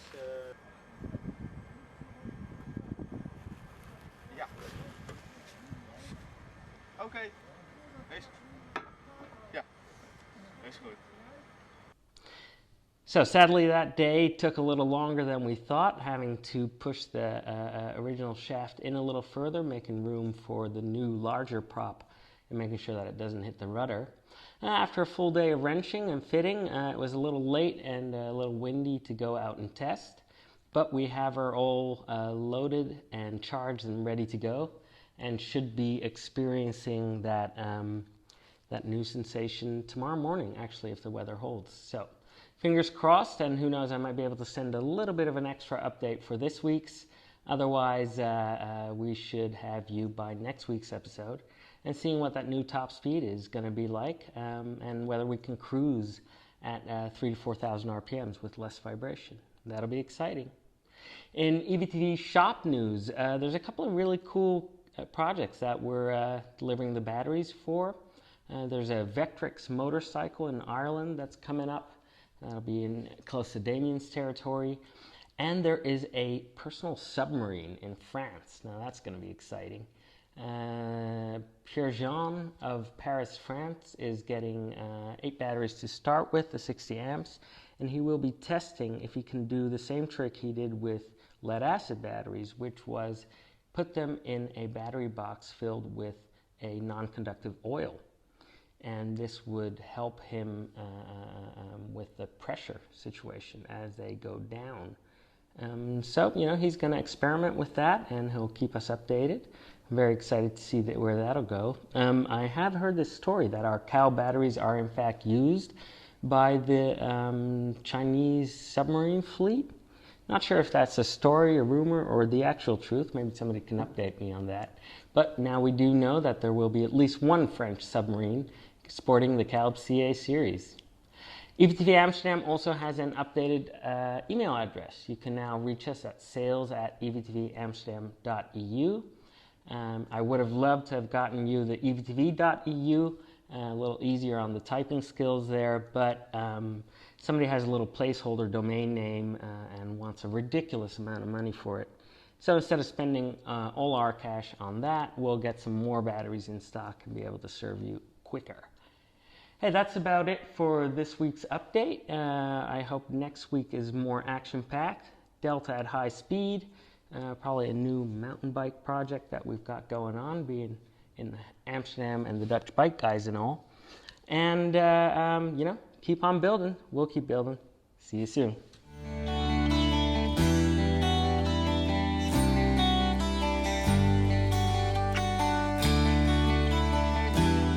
Making electric boats isn't just making boats cleaner, it's making boats better. Being out in an electric boat means you can enjoy the environment you're in. You are so much more immersed in the sound and the experience of the aquatic life, of the water, of the wind, than you would otherwise be. And it really gives you a new level of understanding and enjoyment of that generally beautiful nature area you've gone into to enjoy yourself. What an electric motor does is that it gives you all this power in a vibrationless, soundless way. A well-thought-out, well-designed system has 100% of the torque available all the time. You don't have to build up to it, you have it. So when you pump the throttle, you are out there and your whole shot is amazing. It takes your center of gravity right out from under you, and it gives people that what they call the EV grin. You just start laughing, you can't help it. You're so conditioned to think that you first need vibration, then need noise, and then you start going somewhere. And in this case, your center of gravity just shoots right out from under you. And it's a wonderful feeling. You can still talk to each other. You're hearing the sound of the water and the wind and the waves instead of just hearing engine noise and vibrations. And it gives you really a chance to be in tune with that nature that you're actually out there to enjoy. Plus, not having to visit the pump is actually a great thing. Your battery will eat electricity from any source that you provide. I mean, who loves sitting around on your knees with a jerry can? We have better control over the boat. We have a better experience while we're out driving. Plus, we also have the knowledge that we're part of new technology. It is just way cool. Our mission is to make beautiful, fast, and fun electric boats. There's nothing more fun than taking these new technological developments and putting them into classic designs and having people shoot away with a big smile and an EV grin.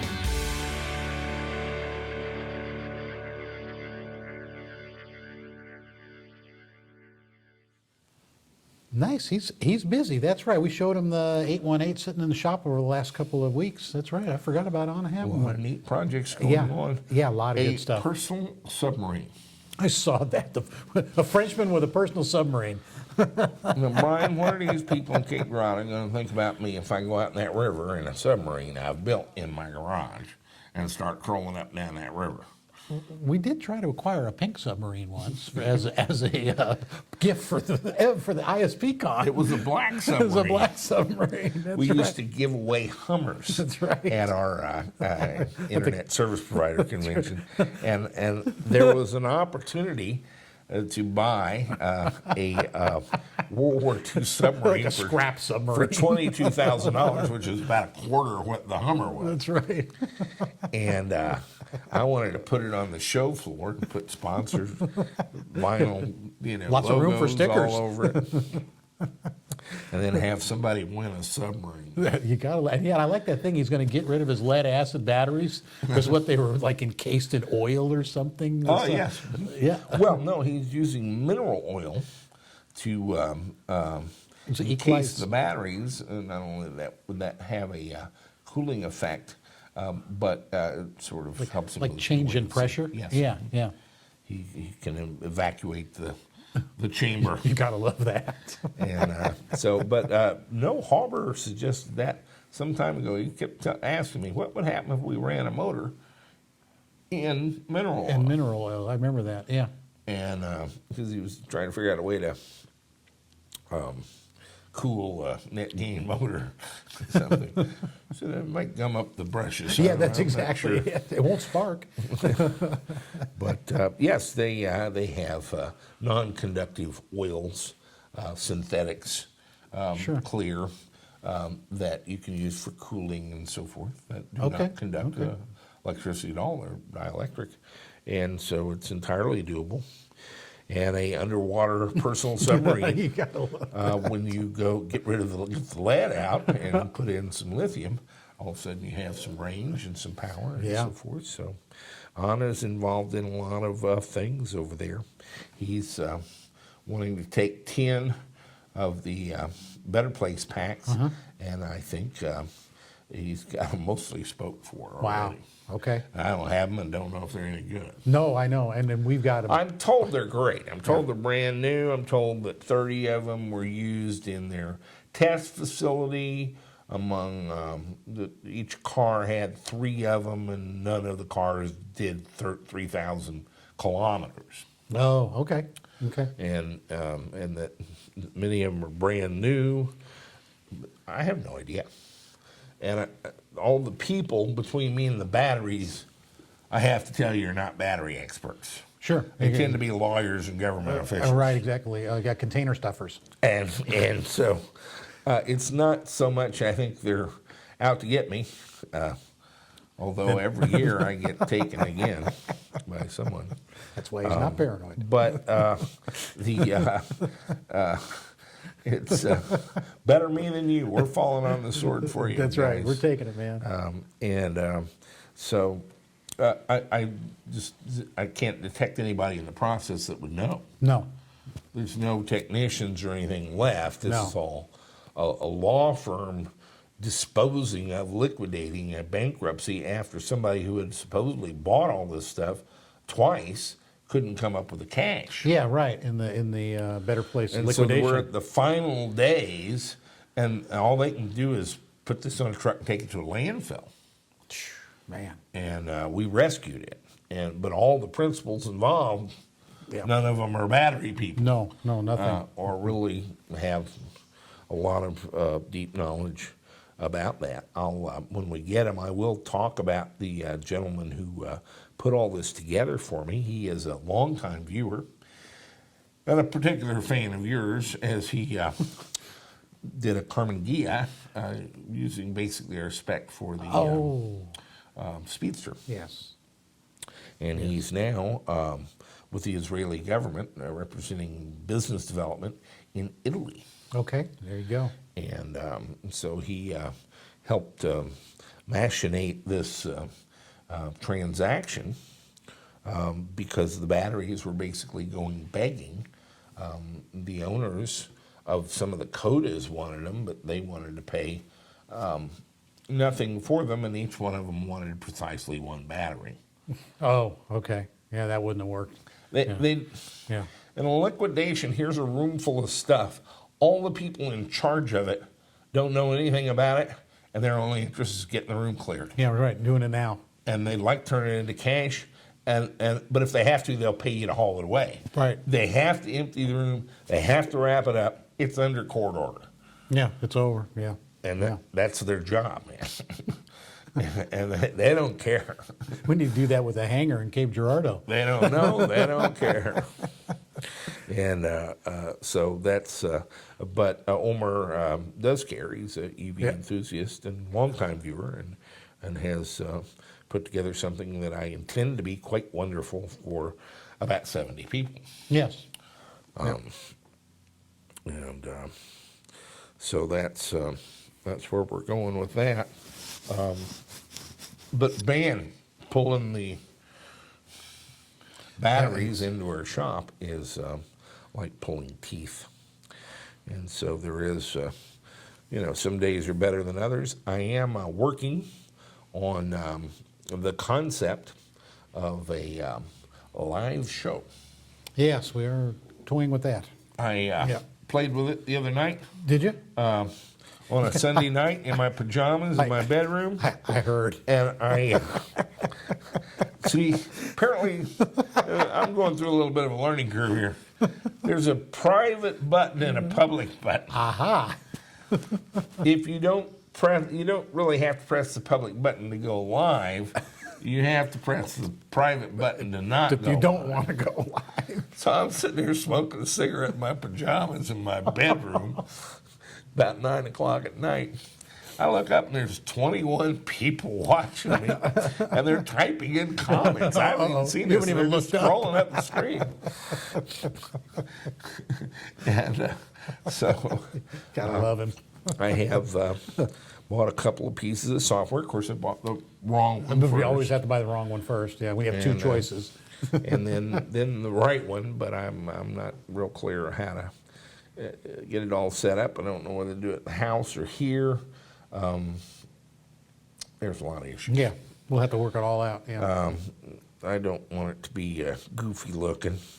And if you take a look at Google Hangouts on Air and YouTube live events, you kind of have cornered the definition of goofy looking in public. Okay. That kind of defines the genre. So I don't really have to do much We don't have to do to climb out of that morass. That's right. But I do have to do some things. Yes. And it's That's pretty good. and then they'll go to explaining things, and they're more confused than I am. They started confused. And right when they get to the part where you want to know about it, it's like, I haven't looked at that lately, and they may have changed it. I'm not really sure how that works. It's amazing. It is. The video is a slum. 99% of it is just garbage. Yeah. And then some of it is gold. Yeah, so excellent. And I said in 1994 that the leveling aspects of the internet were going to be marvelous, and they were going to be a miracle. They would accelerate the pace of the entire human race. However, the power to create is the power to make ugly. There you go. That's right. And they've done nothing to cause me to revisit That's that right. take on it. It's a law now. It's a law. It's written now. in You stone. got to be ugly in public to be on TV. So, and I guess that would cover me too. Anything else we need to cover? I think we kind of knocked off the list. We're tentatively going to shoot towards Sunday afternoons. I may do a little testing Sunday afternoon, but a week from Sunday afternoon, probably launch it. And just have a little coffee clatch. What I'd like to do is be able to get like Yehu and Anna and you in on this, talking head style, and then have guest callers, that we interview like Brian. Sure, at Brian at Seymour, HBVS or Oakmar, anybody. Young Harbor or Oakmar. Yeah. Anna, people in Europe. Right. Yeah, we got some fun stuff. Yeah. Just sit around and take caller questions and hear about all the things we ought to be doing and talking about. And, we might as well do it live. We always do anyway. well, yeah. You guys are full of suggestions. We love you. And so, I think it could be a good Yeah, thing. it'd be fun. I usually do better with feedback of what they're really wanting to know rather than me guessing. Okay, yeah. And if I don't know, I usually make up an answer that's probably closer to reality than what the guys that do it for a living do. That's right. But then I have a special dispensation from the Pope dating back to 1962. That's exactly it, yes. Let's make some music. Maestro. And go make some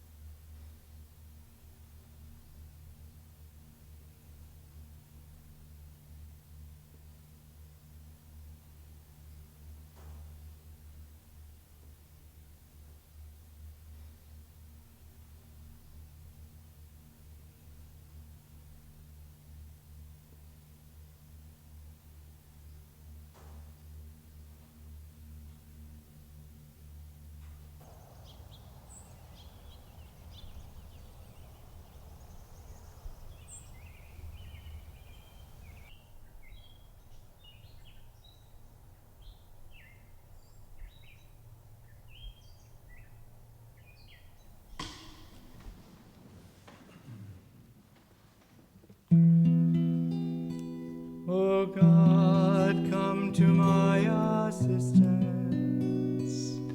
O Lord, make haste to help me. Glory be to the Father, and to the Son, and to the Holy Spirit, as it was in the beginning, is now, and ever shall be,